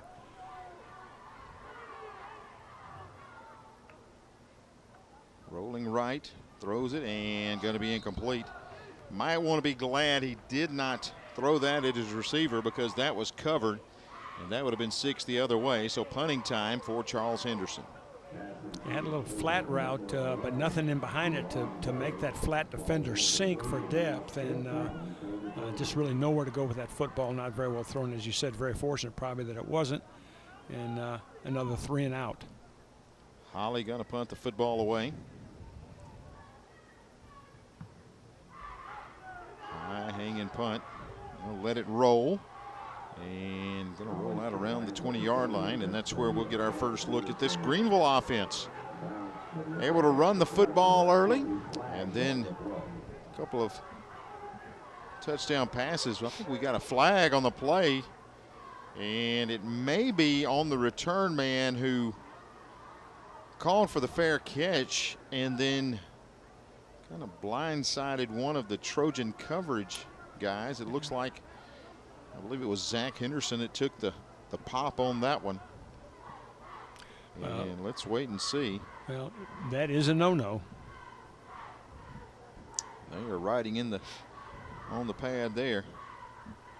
So I believe they're going to get Robinson for that. As you see, he's back. Calls for the fair catch, and then just a shove. Yeah, and there's also, it could have been that one or the one back behind too. We saw bodies flying back there as well. So, well, right now we're having a one-way conversation, and I can tell you who's talking. Mm-hmm. It's the guy with the headset on. And he's discussing it right there. And we see, I believe Robinson. I don't know if they're going to get Robinson or that block right back behind, and there was 2 of them. So take your pick. And either way, it's going to move Greenville back. See, watch, there's another shot right there. And so, yeah, either one of those could have been called. Robinson's not catching much of the ire of the coaches, so I believe it was going to. Did we just see an ejection there? I think he just gave us an ejection call. Well, Robinson's got that post-shootout look on his Here face it is again, right there. personal foul. on White. And yes, an He is ejection. So we're saying 2. Yeah, we're seeing 2 ejections. And it's going to move it all the way back inside the 10-yard line. So a couple of ejections against the Tigers. And if it's Robinson, he doesn't seem too upset about it. Well, not sure if it, we'll see if it's him or what the call, but yeah, a couple of ejections. Now, ball is moved back inside the 10-yard line. Coach McClendon. You just kind of want to know what's going on. Trying to get an explanation there. And so. I didn't see ejectable, but we're, obviously not down on the field, so. Maybe there was something that kind of intensified that, but it's all the way back at the 9-yard line. Tigers are going to have it. Back to the running game, and we have a yard there, and we got 2 that are tied up out there. Just rolling around there on the turf. And well, what should not be lost there is that was a pretty good play by Jaquan Pollard. Came off that block, and you can watch him. He's at the middle of your screen right there. Watch him roll back off that block, and good hustle right there to make that play. Ran it down from behind. You've seen some Trojan defenders that can move really well and have made some plays in this game. 2nd down and long. Zone read. Took a while to develop that time. Not a lot of running room for Foster. Going to set up 3rd down and long. Again, that defense. I mean, you've got 8 orange shirts in position to make plays against the run. You got 6 blockers. I wasn't very good at math, but I can figure that one out. Smith again in the backfield, making a stop. Big 3rd down play right here. If you're Charles Henderson, you get a stop, you're going to get great field position. So a 3rd down, we'll say, call it about 8, maybe a little bit less. Motion man to the right side. Back to the run again, and same result. Defense comes up with a stop. Nowhere to run the football that time, and this defense comes up with a stop. They're going to get good field position. Again, you can see those 2 defensive tackles have inside leverage on the offensive tackles, which again puts 5 guys inside of 4 blockers, actually 3 blockers, and just know where to go with that football straight ahead. You kind of wonder right here if Charles Henderson might try to go after a punt, try to generate some offense in their special teams. Christian Hill has done a great job punting the football tonight. He's going to field this snap inside his end zone, and on the other side, there's Boyd, hoping for a chance to get a return here. Well, he looks about as casual and confident for a freshman returner as I've ever seen. Timeout on the field. When we come back, punting time for Greenville as we continue in a moment. While you're at home with family for the next few weeks, don't put off scheduling home repairs. Call Ox Foundation for a free estimate. With more time at home, you tend to notice things you haven't in the past. Mold and moisture in your basement or crawl space, uneven driveways, stair-step cracks in your exterior brick, uneven floors and doors. If your home is showing weakness, it's time to get strong. How strong? Ox Strong. Stay strong, Alabama. WOTM, your new home for high school sports in Alabama. Tune into WOTM every Thursday night at 7 for the AHSAA WOTM Game of the Week. WOTM is available to every cable TV provider in the state. If WOTM is not currently a part of your provider's lineup, call or request that they add WOTM. On Thursday, September 10th, the Sparkman Senators travel to Huntsville to take on the Grissom Tigers live on WOTM. WOTM is also your exclusive TV home for the football Super 7 and basketball, baseball, and softball championships.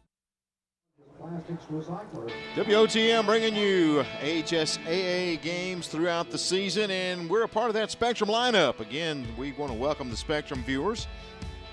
SD80, HD701. Thanks for being a part of the WOTM family. Glad to have you checking us out wherever you may be watching this game tonight. Don't forget, Coach Rhodes and I will be around every Thursday night with some of the best high school games in the state of Alabama.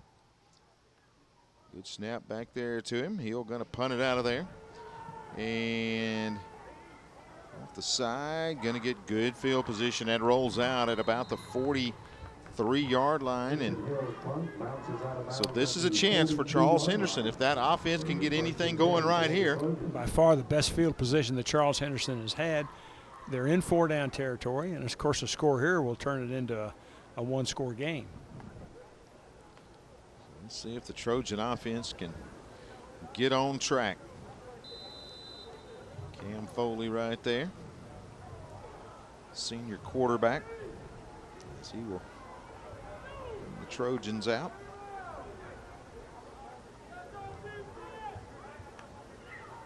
Drop back, set up the screen again. I believe it was tipped at the line. Looked like one of the rush men there got a hand on it. And that is Robinson, I believe. Who evidently was not ejected from the game. There's Robinson on the coverage, so we know it wasn't him. Yeah, one of the guys up front able to get a hand on it, deflect the pass, and now it's 2nd down and 10. Tried to set up a little tunnel screen to the outside, but pressure disrupted it, and ball just couldn't get there. 2nd down and long. Back to the running game. That's good running. Pops it loose, and it's on the ground. Let's see. And Trojans get back on it. That is great hustle down the field, as he just had it jarred loose. Watch this. They reach in, swipe it out. But watch the offensive lineman come flying down, diving over everybody, and he rips it in there. That is good hustle right there. That's really good hustle. I couldn't tell whether that was Xavier Caffey or whether it was Smith, number 59. It was either 50 or 59. Yeah, I think Smith got that one. And after the play, now it's 3rd and 1. So a chance for the Trojans to get a first down. A little RPO action that time, and ran the inside zone. Best play of the night. Not going to get there on that 3rd and 1. That defense for Greenville steps it up. Once again, Crenshaw leading the charges, 6 foot 300. Also, you got Robinson, 6'1", 205, crashing in there. Yeah, this is just inside zone. Tries to cut it back, but the Greenville defenders are able to get off every block on the backside, and they're standing there waiting for him, licking their chops. Play of the game right here, 4th down and 1. Trojans desperately need a first down. I wonder if they'll go back to that RPO look right here. Same set that they ran it out of, and it is. They'll give it off Noser. Wow. That Greenville defense is in the backfield, and he will lose about 2 yards on the play. My goodness, that front. Watch him just create a new line of scrimmage, pushing the orange shirts back. Well, you can see they pinched the defensive end to the left side of your screen and brought the flat defender, number 14, right there. Comes clean as a whistle, Tyler Horn. But the pinching movement inside comes clean as well. And there's 4 white shirts unblocked right at the point of attack, and very predictable results and a turnover and downs. So here comes that Greenville offense, trailing 15-0.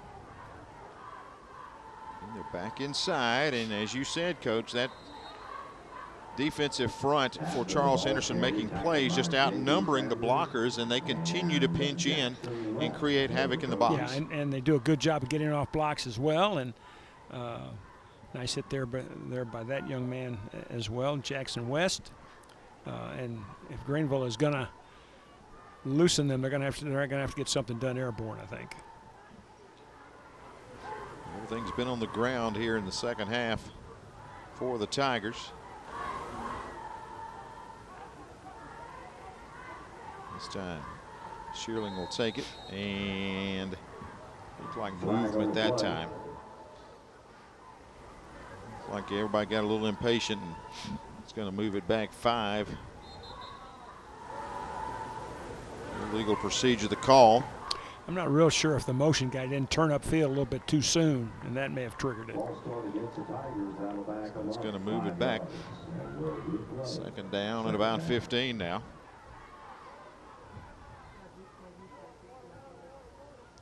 .601 remaining here in the 3rd, and I believe we've got a heat break. We'll take one as well. 15-0, Greenville on top over Charles Henderson from the vet at Troy. Football continues in a moment, brought to you by Ox Foundations. the innocence of youth. Is there anything any better? But soon they'll be in high school and facing all the same challenges you faced. How to make friends, how to fit in, how to be cool. We want our children to have everything they'll need to live fulfilling and productive lives. Make sure the kids in your family are among the more than 12 million participants in America who take part in high school sports or activities. Without our contest officials, we would have no contest. I truly encourage our parents to be a shining example of sportsmanship regarding our contest officials and setting example for everyone, as well as coaches and fans across this state, to treat our officials with respect.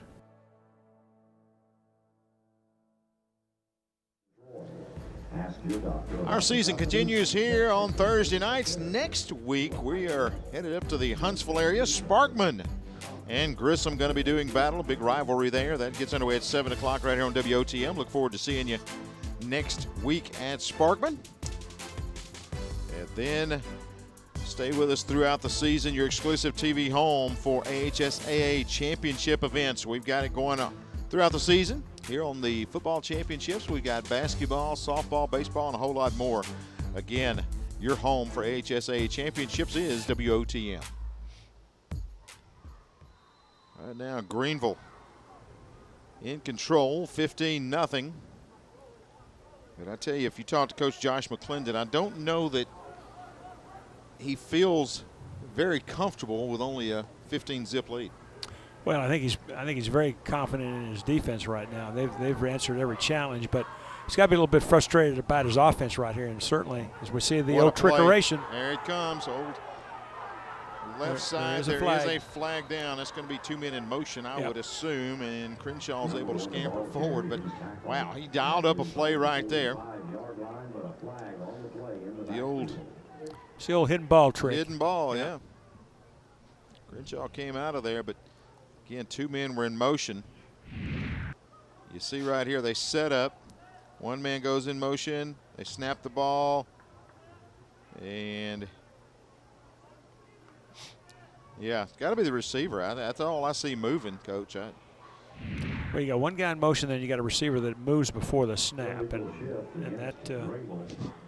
He said, hey, we dialed it up during timeout. We had everything set. Yeah. Yeah, look at the receiver just inside the 30, Tommy. There goes motion man across. There he goes. Yep. And he is definitely ahead of the snap. That's it. Well-designed play. But they'll get the 5-yard penalty there. So, again, Greenville backing up to pass. Looking. Going to look deep down the middle. Good throw. Can't hang on. Tried to find Rudolph, and just a few inches too tall, and he's unable to pull it in. This is another post route, and again behind the safety, but just overthrown just a tad. Didn't do a real good job quarterback-wise of loading up that backside. Of course, that ball is between the hands right there, which on paper is a catch, but that's easier on paper than it is on the field. So that's going to go for naught. Yep. 3rd and 20. I'd be a bit surprised to see them try that again. They've had them open, just haven't been able to hit them. Tigers facing 3rd down and long. Charles Henderson threatening the blitz. He's going to throw the fade out there. Got a man and knocked away. That is good coverage out there and a good play by Boyd as he's able to go high and just bat the football away, almost getting an interception. Yeah, that's really a nice job. I mean, he really has to show some real athleticism now to get a hand on that ball. Of course, he had a big interception the last time out against Montgomery Catholic. Ran it down to the 5-yard line to set up what did not end up being a score, since Henderson turned the ball back on the next play, but set his team up. He's a little gippy right after that play, but boy, what a fine play. And did you see the graphic a minute ago? He's a freshman, 9th grade, and good-looking athlete. Yeah, he's got a chance to be special. He really does. That's great coverage and just laying out. Well, I think we've seen a whole lot more of Christian Hill in this position than Coach McClendon would have liked. Hill's got to punt it away now, and Sanders back deep for the Trojans. Hill has been very effective punting the football tonight, though.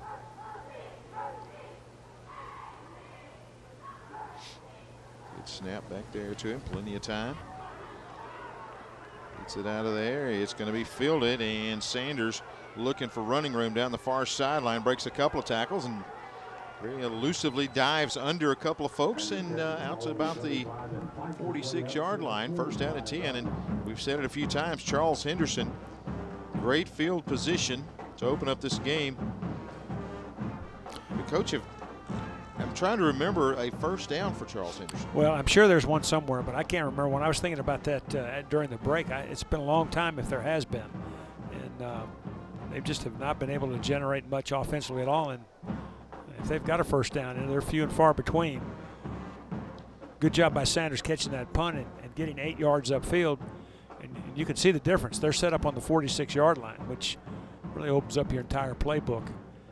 But this, first down is such a key down now in offensive football. Going to go the Wildcat look this time. They'll hand it off. Speed sweep coming to the near side. Greenville's there, brings him down. My goodness. Yeah, just no block on the edge. Jeremiah Cook tried to get a little something on Laquan Robinson, but Robinson ran right through that block and really play had no chance. So second down and long. Got to block him. Trojans trail 15-0. Couple of touchdown passes in the first half for Greenville. Shearling pass to Hamilton and another one to Little, and they're going to stick with the Wildcat formation. Second down and long, and the officials stop to get everything set. Hasn't really changed much for Greenville. They're still in that 5-man bear look. Is that Boyd back there? Yeah, he's going to keep it this time left side. Boyd bounces it. He's hit once and wrestled down. Pick up just shy of first down yardage. That was showing some pretty good speed there for the freshman to get around the left side.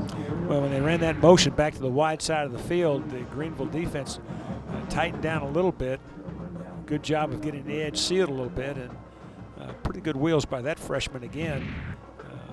Really a very, very talented young player, and again, looks pretty poised, just like he did back there in that punt formation that I talked about 10 minutes ago. He does not look like a freshman in any way, shape, or form. That was Zach Coleman getting a good block out there on the perimeter, another freshman for Charles Henderson.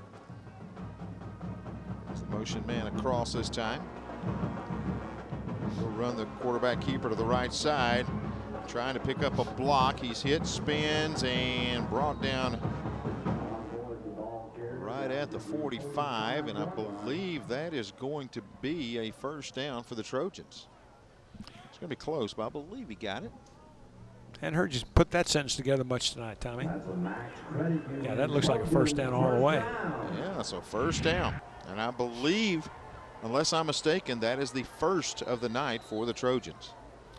Well, again, Boyd shows you some really good speed.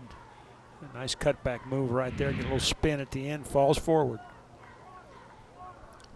Got a timeout on the field.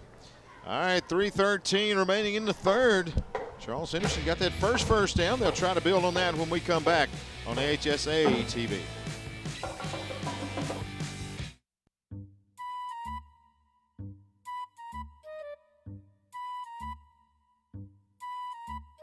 Things a little bumpy in your driveway? Ox Foundation Solutions has the expertise and the know-how to repair cracks, wet basements and crawl spaces, and uneven floors in your home. Ox Foundation Solutions will come up with the right fix for you. It's time to get strong. How strong? Ox Strong. Get a free estimate from Ox Foundations. WOTM, your new home for high school sports in Alabama. Tune into WOTM every Thursday night at 7 for the AHSAA WOTM Game of the Week. WOTM is available to every cable TV provider in the state. If WOTM is not currently a part of your provider's lineup, call or request that they add WOTM. On Thursday, September 10th, the Sparkman Senators travel to Huntsville to take on the Grissom Tigers live on WOTM. WOTM is also your exclusive TV home for the football Super 7 and basketball, baseball, and softball championships. Okay. How about that? 15-0 the score, and a beautiful shot of the moon over Troy, Alabama. On this September night, Trey getting a good shot right there. We appreciate that. 15-0 the score. That is absolutely a great shot. Hey, don't forget, we've got Friday night rivals tomorrow night. Good ball game coming your way, Vestavia Hills and Hoover. Hoover's averaging 54 points a ball game coming into tomorrow night on My 68 again, taking on Vestavia Hills. We will replay that game Saturday at 3 on WOTM, so a chance to catch it if you're out at a ball game tomorrow night. Get back and watch that on Saturday at 3 p.m. Hoover and Vestavia Hills. Should be a good one. First down and 10. We'll go back to the original set, throw down the middle, and it was stopped before. I thought, yeah, they heard the whistle there, and it was like everybody kind of standing still. Dead ball and the illegal procedure back against Charles Henderson. That's going to move it back 5. So back to Cam Foley at quarterback. And boy, when you're struggling offensively, you know, 1st and 10, and it looked like he had a pretty successful play drawn up there, and now it's 1st and 15. And those extra 5 yards are hard to come by now when you're having trouble moving the football. A little surprised they went back to conventional offensive set, but nevertheless, that's where they are. So 1st down and 15. Back the run, ball on the ground. Foley picks it up, and he's going to be hitting the backfield, brought down. Miscommunication there, went with his own read, and he thought he was giving. If you watch right, the ball's going to drag that ball in the hip just a little bit. When that ball passes the front foot of the quarterback, you got to let the back have it. You can't try to pull it out late. And that time, hung on to it just a little bit too long.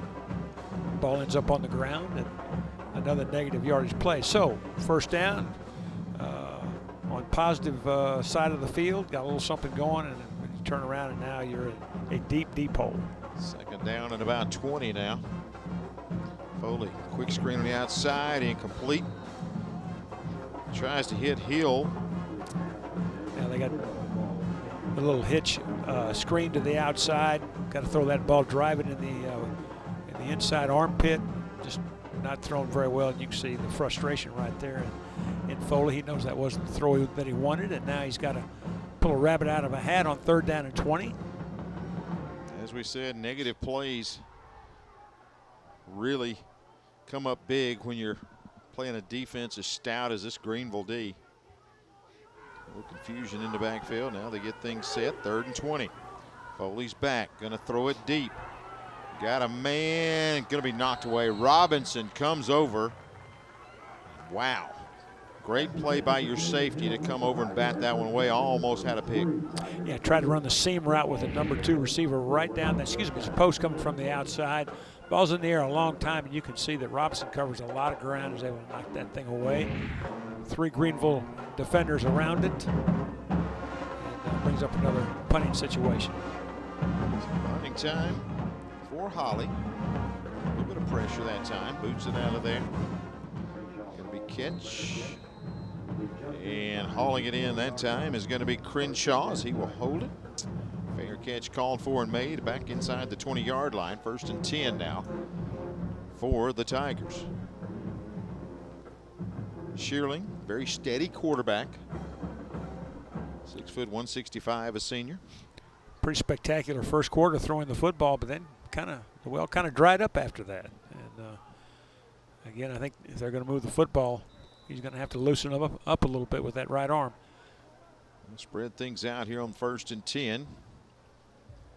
In the backfield with Hawthorne this time.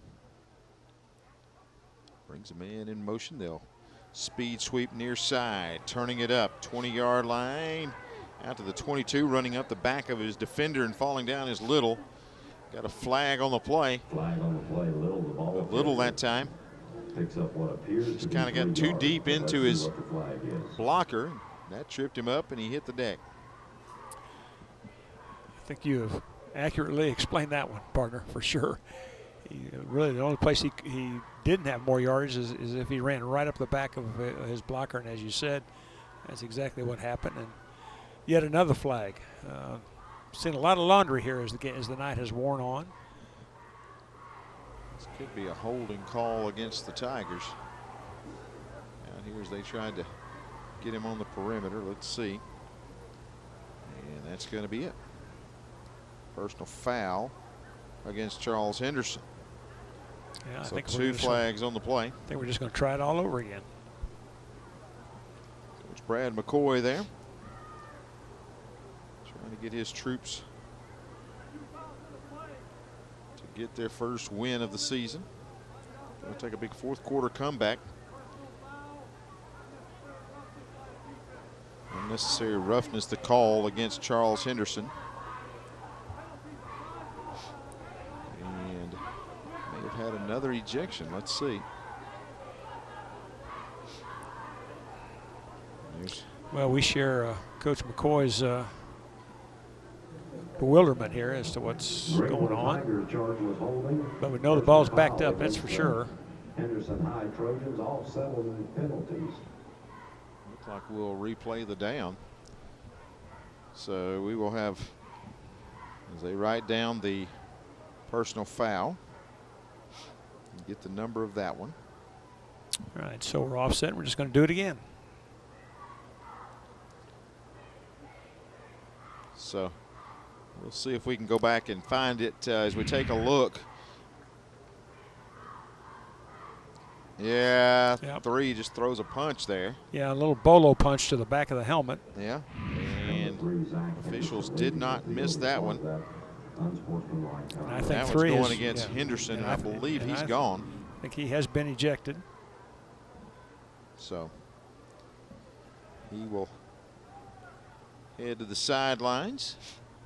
That was Zach Henderson, who had the unfortunate loss of composure. That will end his night for him. Coach McCoy still looks a little confused on that call. Well, he goes back and watches yeah. it on film. I think he won't be have then, a better understanding. Yeah, but very understandable. And right now the officials looks like calling everybody together going, hey, we've had enough of these unsportsmanlike, so we're going to do all the high-fiving now. Some good sportsmanship there.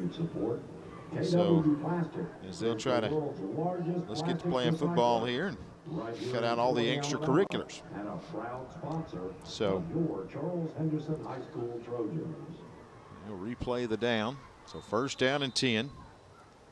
Here with 2:10 remaining. Like Big Jalen Woods was saying, okay, man, snap the ball. Yeah. I'll high-five somebody else in the backfield is what I'm looking for. Motion man across the formation.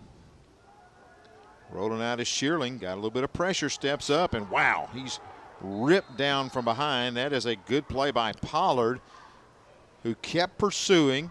And right when Shearling slowed down, Pollard's there to yank him to the ground. You can watch him coming off the left side of your screen. He comes untouched initially. He just keeps running, and boom, right there. If you slack off on that play, that creates a running lane for the quarterback. But by the effort, that gets a big stop right there and sets up second down and long and about 15 to go. Yeah, he came at the snap and just was relentless, just kept coming, and showed that good speed and range, which he's shown on a couple other occasions tonight. And as we see, change of quarterback, maybe going to their speed package right here with Crenshaw. Crenshaw's going to keep it, got good running room, and he'll bring it out across the 25 to the 27-yard line. Good run right up the gut that time. And I think you see why I called it speed package. He picks him up and lays him down right here. Again, the quarterback keeper off this. Good blocking downfield by Banks at 340 pounds as he continues to push downfield. That was great blocking. You had a great view of that.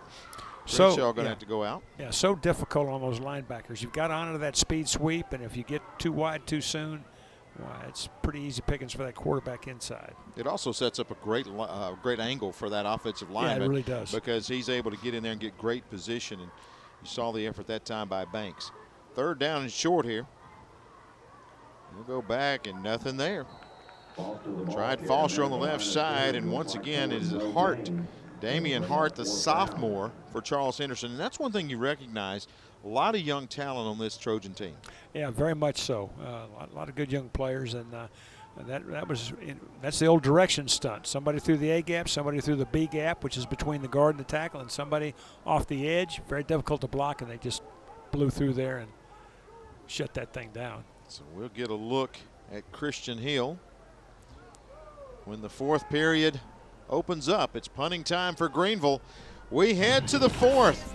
Greenville leading by 15. Couple of touchdown passes way back in the first quarter. And they lead 15-0 as we head to the fourth period. WOTM High School Football presented by Ox Foundations. This is the big time.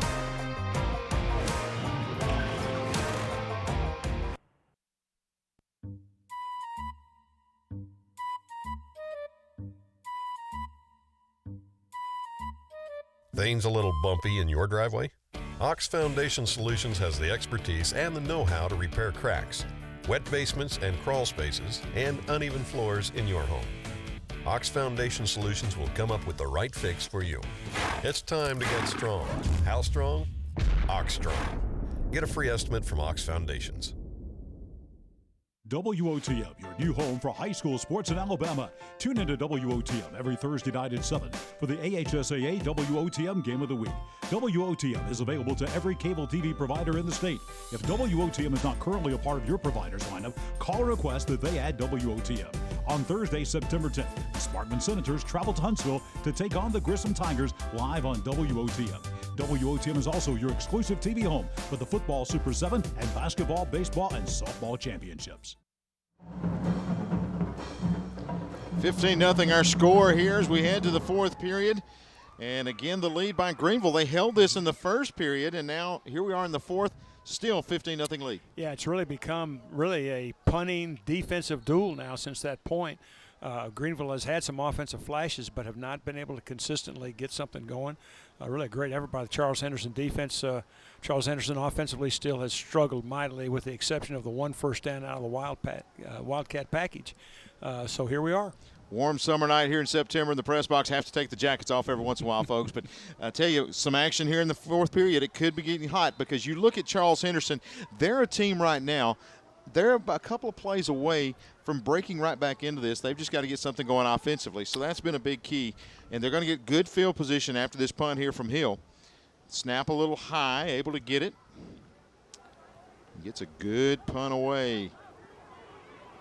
Here comes a return. That freshman is loose. 45-yard line, now to the 41. Tell you what, that is an exciting young man in Boyd. He is going to be special, as you said, Coach. You can see there, very much an elusive type receiver, running back, and he's just a pure athlete. Yeah, there's no question about that. And that low line drive punt is very returnable. And again, Charles Henderson with very, very good favorable field position. And we'll see if the Trojan offense and Cam Foley can get something going here and get his team on the board. Down by 15. First possession here in the fourth. Good opportunity here at the 41-yard line.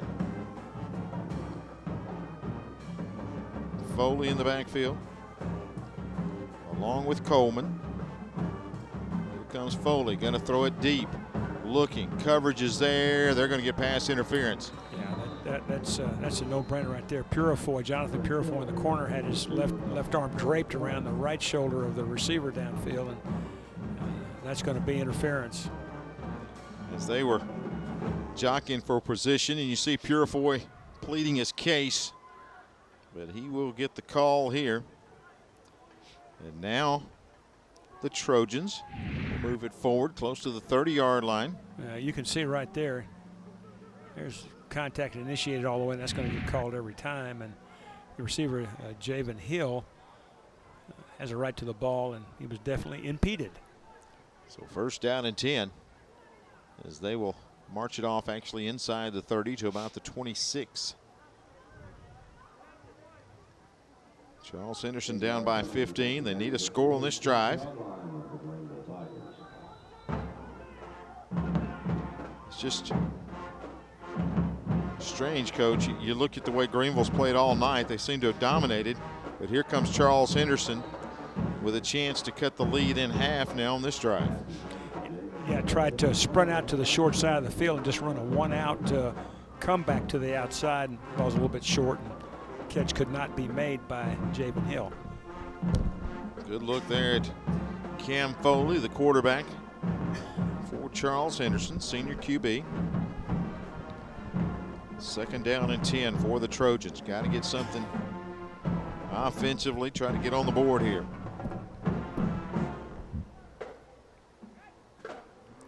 Mark it at about the 26-yard line. As they will send 3 to the right. They'll flip it out there on the screen. Needs a block, gets one.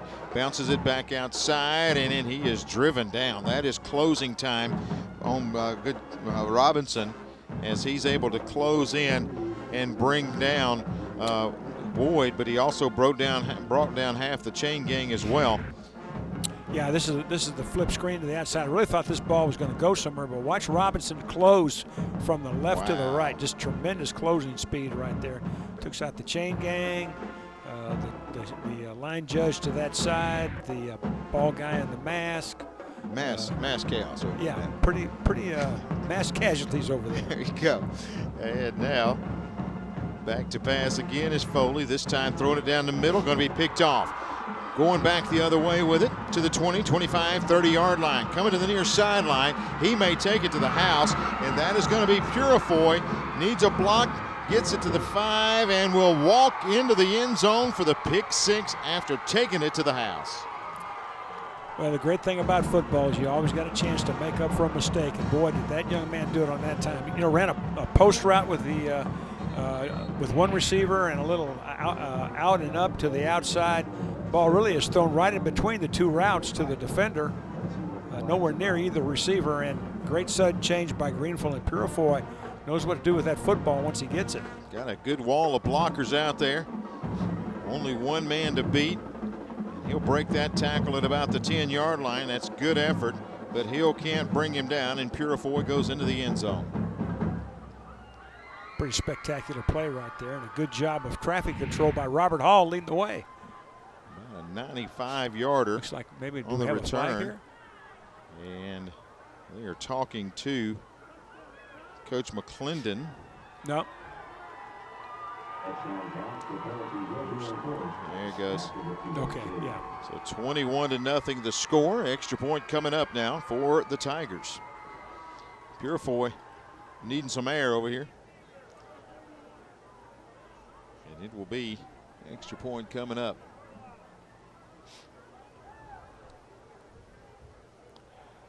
Again, they're going to bring in Boggin, 6 foot 275, the kicker. They'll move it back. They line up in that double wildcat formation right there. You know, the theory right behind is you've got 3 blockers in front. You can flip it there for a quick screen to either side. If the defensive numbers aren't right, or you can run the ball straight ahead, or if it doesn't look good, you just come back inside and kick the extra point. And this is a straight-on kicker here, partner. Crenshaw puts it down.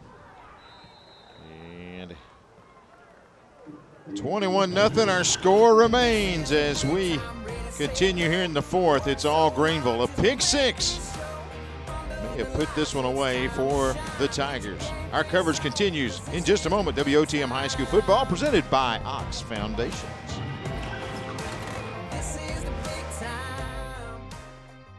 While you're at home with family for the next few weeks, don't put off scheduling home repairs. Call Ox Foundation for a free estimate. With more time at home, you tend to notice things you haven't in the past. Mold and moisture in your basement or crawl space, uneven driveways, stair-step cracks in your exterior brick, uneven floors and doors. If your home is showing weakness, it's time to get strong. How strong? Ox Strong. Stay strong, Alabama. WOTM, your new home for high school sports in Alabama. Tune into WOTM every Thursday night at 7 for the AHSAA WOTM Game of the Week. WOTM is available to every cable TV provider in the state. If WOTM is not currently a part of your provider's lineup, call or request that they add WOTM. On Thursday, September 10th, the Sparkman Senators travel to Huntsville to take on the Grissom Tigers live on WOTM. WOTM is also your exclusive TV home for the football Super 7 and basketball, baseball, and softball championships. WOTM bringing you high school football throughout the season. We want to welcome tonight the folks watching on Troy Cable. Again, we appreciate you guys joining us tonight for this big matchup between Charles Henderson and the Greenville Tigers. Greenville taking a 21-0 lead with 10.5 minutes left. You see Purifoy still trying to get some air over on the sideline, but he'll be back on the defensive side. Kickoff taken. Bringing to the near side is going back now all the way against the grain, looking for a block, picking up a few more yards, and a good move out to the 34-yard line. That's a good return by Woods. It'll be first down and 10 for Charles Henderson. Nice little improvisation by Marion Woods to get some pretty good field position for his team. So it'll be first down and 10 for this Trojan offense. And Cam Foley, the quarterback there, just gave up a pick 6. He's had a frustrating night against this Greenville defense. Well, you just got to go right back to work. You know, quarterbacks are like defensive backs. You got to have short memories and live in the moment. Lead them back out offensively. First down and 10. The backfield. Sanders is back behind. He'll get the call, bobble it. It's on the ground, and Greenville's going to recover. The snap was high, threw everything off. When he tried to bring it down, he could not connect with Sanders. It pops loose, and Greenville gets on top of it. Yeah, just the whole timing is disrupted by the snap. Tried to force the handoff, and yet another turnover. He explained to the coach, yeah, the snap was high, and as he brought it down, he kind of instead of leaving it in the belly, more on the chest. Yeah, it looked like it was up and really went across the pocket right there. Just trying too hard to do the right thing after a bad snap. Did a heck of a job just to get the snap, but can't let that body language show. You gotta run your ball club even when things are going bad. 21-0 the score, and here comes Greenville. Left side, turning the corner, 25-yard line, 20-15, cuts back at the 10. Down to about the 9-yard line is Hawthorne. So he'll rip off a big gain over on the left side. They do have a stable of running backs, don't they? Really do.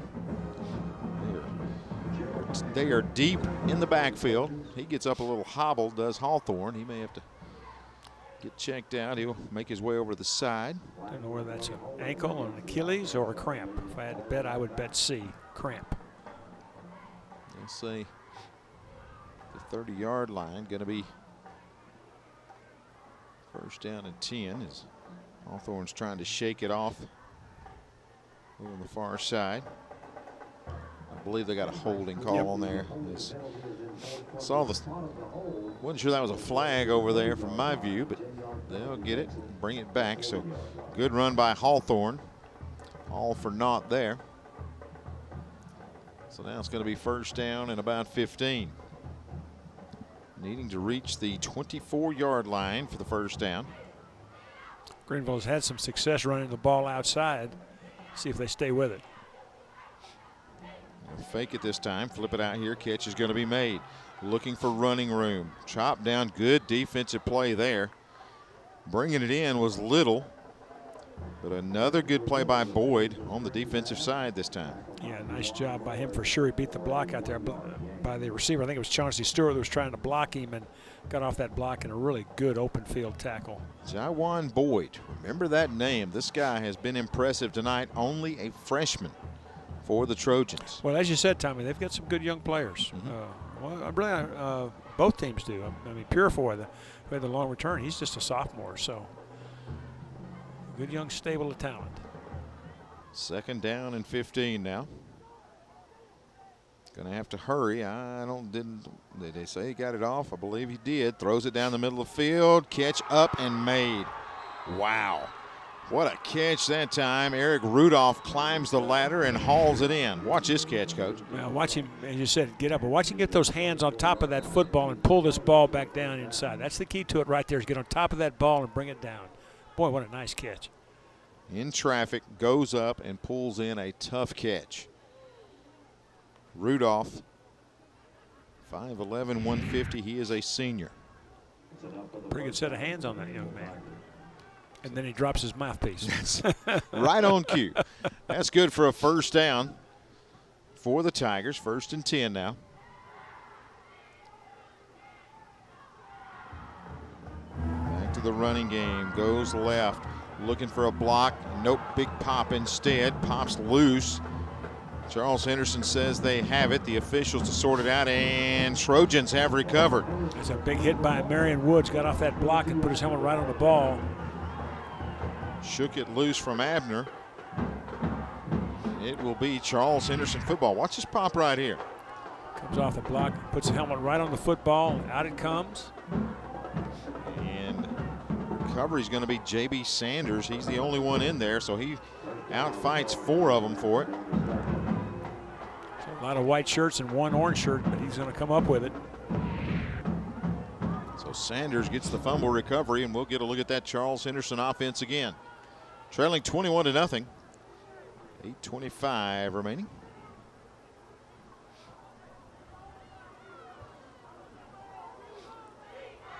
Tell you what, you can't say enough about this Charles Henderson defense, Coach. I think they have played really well, and they have, sure, they've given up 21 points, but they've been on the field so much, and they've created turnovers. They've come up with 4th down stops. Got to be impressed with those guys. Well, of course, 7 of those points belong to the offense. Another bad snap right there. Yeah. Now, you know, you got 425 pounds on your nose all night. That ball may get a little bit wild. And of course, one of the other scores was that long pass, which is still a score. Don't get me wrong, but as far as sustained drives, they've virtually taken those away from Greenville here since the first quarter. So I think if you're facing Charles Henderson this year, you got to realize their defense, in my opinion, is pretty stout. Offense, still a lot of work to do, but I think defensively they have seemed to figure things out on the personnel and the kind of defense, their identity that they're going to be playing with. Very impressed with their defense. Offensively, going to go deep, double coverage, and knocked away. Well, speaking of defenses, the one out there in the white uniform is not too shabby either. That's what I was going to say. I mean, this is they're flirting right now with their second shutout. Yeah, I mean, well, you know, I personally think they're past the flirt stage. Yeah, they have performed well and off to a good start. And you talk about Greenville 2-0, their best start since 2015. They finished that year 11-1. Yeah, and I tell you, defensively, I think they're good enough to go a long way. Offensively, they've been a little sporadic. I mean, they haven't thrown the ball as well as you're going to have to if they're going to really make a run at going a long way in the playoffs. But boy, that defense is big, strong, and they can run. Looking in the flats, throws it out there, catch is going to be, oh, wow. And they will hit you too. Wow, that is Robinson. Yeah. Comes crashing in. Boyd makes the catch, but he pays for it. Well, you know, the key to a good defense is having great safeties, and we have seen both Robinson as well as Kadarius Aaron. Both of them can really, really roam the field and are big-time hitters as well. You had that with that linebacker core that can really move, and that big front. That's an all-day sucker to try to move the ball on this defense. Boyd had to kind of wait on the ball to get there, and by the time he got there, Robinson was there as well. And that is a big-time pop to bring up 4th down and punting time. As it's going to be Holly. And timeout. A little confusion back there. So let's take 1-2. 21-0 our score. Greenville leading over Charles Henderson. Back after this timeout. The innocence of youth. Is there anything any better? But soon they'll be in high school and facing all the same challenges you faced. How to make friends, how to fit in, how to be cool. We want our children to have everything they'll need to live fulfilling and productive lives. Make sure the kids in your family are among the more than 12 million participants in America who take part in high school sports or activities. Without our contest officials, we would have no contest. I truly encourage our parents to be a shining example of sportsmanship regarding our contest officials and setting example for everyone, as well as coaches and fans across this state, to treat our officials with respect.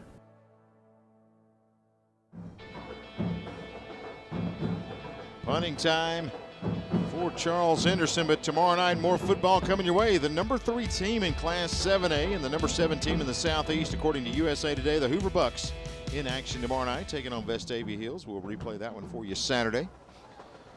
Again, Hoover has won 5 straight over the Rebels as they play tomorrow night at 7. Chris Stewart, Tyler Watts will have that one for you, and then Saturday at 3, a chance to catch it right here on WOTM. Again, Friday Night Rivals, brought to you by Drummond Company.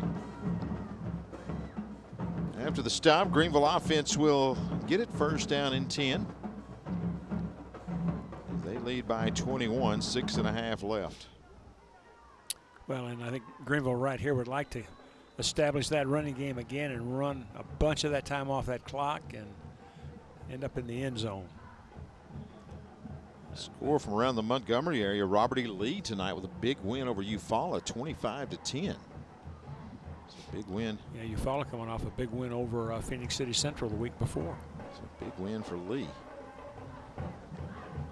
Handoff, left side, a little bit of room. Foster running hard, and he'll churn out a couple of yards. That Charles Henderson defense still stepping it up. Yeah, was able to get out late with a shoestring tackle by Jackson West, the middle linebacker, but lots of other orange shirts there to hold that to just a 1-yard gain. Going to bring up second down and short 9. As Shearling operates from the shotgun again. They'll still try to run, keep that run going, and again the defense up to the task. They will stop Foster right at the line of scrimmage. That was a good play in there that time by Trevon Miles. He's able to come up and wrap him up and get those legs. Yeah, Foster's going to try to bounce it to the outside, but nice job of coming off the block by Miles, and just would have none of it. Time out on the field, 5:54. They'll get the water there. So 21-0 our score. Will continue right after this on WOTM.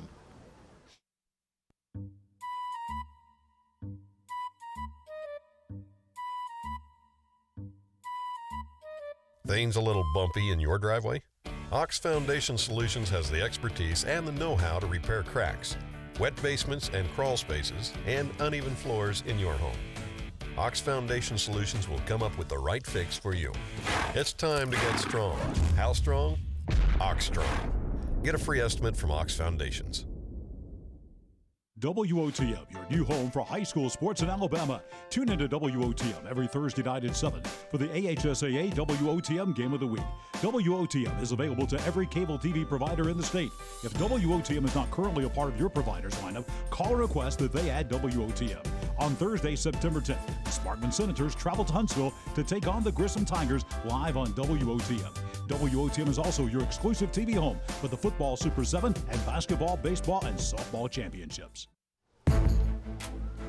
WOTM bringing you high school football here on this Thursday night. I want to welcome our folks checking us out on Spectrum, SD Channel 80, also HD Channel 701, wherever you may be watching throughout the state of Alabama. Again, welcome to the WOTM family, to all the great folks with Spectrum. Thanks for watching us here tonight.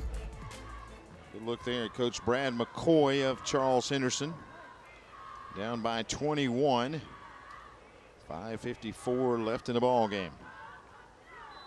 He's written a lot of notes down tonight, Coach. Lots of notes and lots of paperwork. Some guys do that. Some guys, Mike Leach puts his on the back of a napkin. I always carried a really extensive play card that I never looked at. There you go. Just made you look like you knew what you were doing. Well, I don't know what I had it for, actually. Shearling looking to pass, going to throw it down the middle, got a man, and looks like a sliding catch made at the 39-yard line. That is a great catch by Crenshaw. Sliding, able to reach back and haul this one in. Well, this is a nice job of just finding that seam between the safety and the corner. Actually, he splits the double safeties right there. And the ball's a little bit underthrown, but a really nice adjustment there by Krishan Crenshaw to come up with a big catch. Shearling doesn't mind throwing it in traffic, does he? He's done a great job of really splitting defenders and has placed some only where his guy could catch it. Another good catch right there. First down yardage, handoff right side, not a whole lot that time. Yeah, I really thought that completion might loosen up that defense just a little bit, but again, really good, tough, stout interior play by that orange and blue front. So Smith has had a good ball game for the Trojans. Yeah, he really has played hard. I don't know if he's even left the field, and I think he's played both ways and earned his keep tonight, that's for sure. Sophomore, Noshawn Smith. Again, going up against those guys that are averaging about 320 across the front. Second down and 9.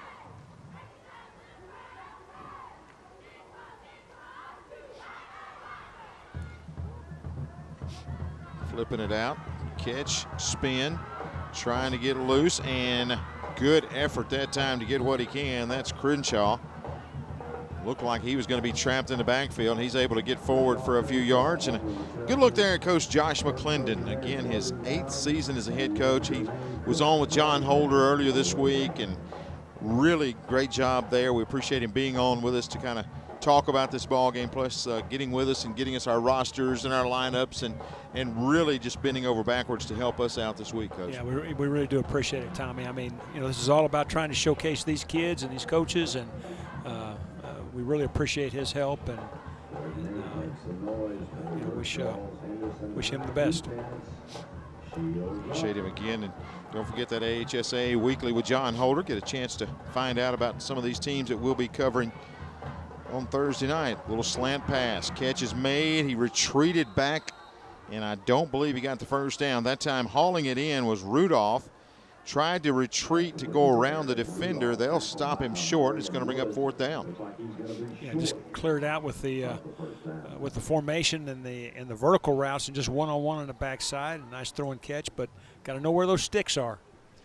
And 4th down has been custom made for this Charles Henderson defense. They have been able to come up with stop after stop on 4th down. We're under 3 minutes left, and I believe that indication, Coach, is we're going to take a timeout as it gets close.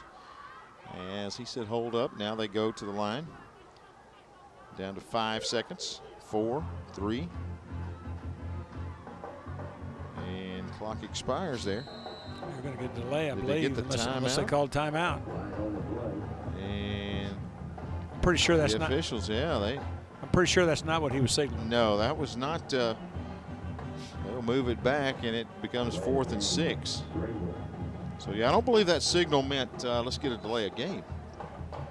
That'll move it back now. It's a big play for Greenville. If they can get this first down, they can pretty much salt it away. As Greenville's down to 1 timeout. Charles Henderson with a couple. Play clock again down to 3, 2, 1. You see it there. This time they do get it snapped. Little wheel route, catch is made, and going into the end zone was Hawthorne. They've got a flag on it. Did he get the play off? Hawthorne makes a great catch and goes into the end zone, the wheel route. Let's wait and see. Slipped the back out of the backfield, but we're going to have a procedure, and that one's coming back. It's all for nothing there, and that one's going to come back. And kind of a strange scenario of events, huh? It really was. What a well drawn up play right there. Yeah, it really was. Well, the wheel with the back out of the backfield is always so tough to cover. Somebody from the underneath coverage has got to run with him, and it's so easy to forget that. I know he hates to see that opportunity go by, and there'll be a little bit of time spent on that in the old film session next week. That one comes back, and now 4th down and about 11. As they move this one back, and now it looks like got to punt the football away, so we'll see Christian Hill come out. That's quite a turn there when you go from celebrating a touchdown to now punting the football away. All on an unforced error. Wasn't a holding penalty or blocking the back. You see the mouthpiece there. That's a pacifier, Coach. Well, you can tell him that when you see him. I just that's got that look, and I think that is a mouth lip protector as well as a tooth guard. I think. I'm not exactly. Maybe it's the colors that's throwing me off. I don't know. Hill going to try to pin it deep, and Get inside the 20 at about the 18-yard line. That's where we'll get our look at the Charles Henderson offense. As we'll have it. See, watch him when he pops it right there on the side. Let's see. He's got the little, see the little handle there? That looks like a pacifier. Yeah. They didn't have them back when you coasted. Listen, I remember when they came out with mouthpieces. We were all going to quit. We ain't putting that in our mouth. All right, here comes that Charles Henderson offense. Chance right here, Coach, to just try to get something positive to leave this game with. That's what you're trying to find right here. Yeah, most definitely. And you know, if you can, you can play one or two ways. You can do just that right there. Just run your offense, try to get something positive, or see if you can get a quick one, get an onside kick.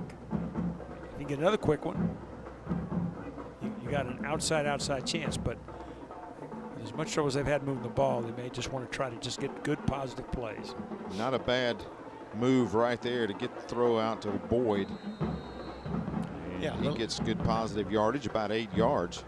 You know, a little half roll and ran a corner route with the inside receiver, just a little hitch to the outside.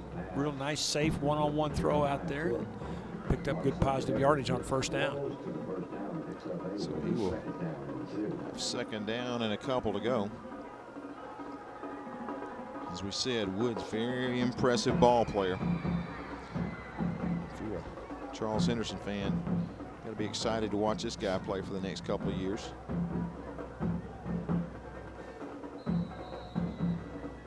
And rolling out to the near side, got a stoppage of play there. 1:35 remaining. Charles Henderson going to fall to 0-2. Offsides, the call against Greenville.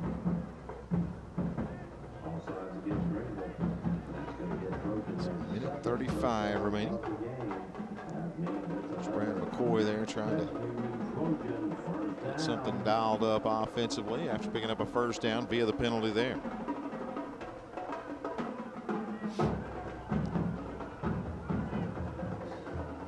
£425 there in the middle is pretty intimidating if you're an offensive lineman, isn't it? They'll throw it down the middle and it's going to be incomplete. Try to find Boyd there, but once again, Spencer Crenshaw, 6'1", 425, and he is a junior. Still another year to grow. Yeah, I've watched Charles Henderson center. Xavier Caffey, I think, has been there most of the night. He's held his own. He has. Matter of fact, that may be trying to look at the numbers right here. That's a big 78 right there. That is a big 78. That's a big man. Clock with 1:21 remaining. Dropping back, looking deep, got pressure from behind. Able to get away from it, come to the near side, come out of bounds, and he's going to be hit.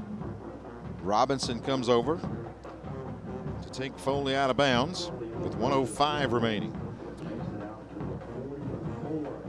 You know, actually, I think that's Deshaun Smith, a sophomore that has been playing a good bit of center. Just to go back to that, and give that young man he credit. played well on both sides of the ball. I mean, yeah. He's been very impressive. So, again, a lot of things to build on for Charles Henderson. Yep, that is Smith, who is, as I said earlier, I don't know if he's left the field tonight. Yeah, I think so. I think you're right. I think he's been out there all night long. 58 seconds left on the clock as Foley drops back. Going to throw it down the near sideline. Got a man. Coverage is there. Picked off. Robinson again comes over from his safety position. We've seen him make tackles. We've seen him haul in a couple of interceptions. And Foley will get the interception there, and that's going to about do it. Greenville got a chance to just run the clock out here with 50 seconds remaining. Well, frustrating night for that young man. You can see trying to throw the corner out right here. You got to put that thing a little more to the outside to where the receiver can get his body between the ball and the defender. A little bit inside, but really not so much a a bad throw as it was just a great break on the ball by Robinson, and boy, that guy can cover the field. He really does, and that's been so impressive to me tonight. I mean, he covers the middle well, but man, when he turns it on to come to the sidelines, he can get out to the outside and make things happen. Very impressive defender right there. Yeah, he and Aaron both have really shown a lot. I mean, I tell you, two good safeties like that will take you a long way, as we see every offense's favorite formation, the old victory sneak. Snap it back and get that clock rolling. Greenville, very impressive. You look at it defensively especially, they really are just a suffocating defense, and just Charles Henderson unable to get anything going. Yeah, that's really the story of this game, and I kind of go back to what I said about them offensively. There's plenty of firepower there, but they're going to throw the ball more effectively, I think, to make a run at things. But they certainly have a very, very good football team, and hats off to Coach and his team, and a nice win. So 21-0, and you see Coach Josh McClendon there. Moves to 57 and 26 on his career. And we said coming in, the longest winning streak since 2001 had been 2 in this great series. Well, Greenville now has won the last 3. 21-0, they get the win over Charles Henderson here at the Vet. And Coach, they'll go out and do the virtual handshake, I believe. We've been slugging it out here for 4 quarters, but we're going to virtually handshake. So that's where we always see some highlights. You look at the first quarter, and again, great plays by Greenville early, built a quick lead defensively. They were tough all night as they come up with stop after stop, and they'll go 21-0 and get the big win here tonight. We'll see you next Thursday night with more high school football on WOTM, presented by Ox Foundation. This is the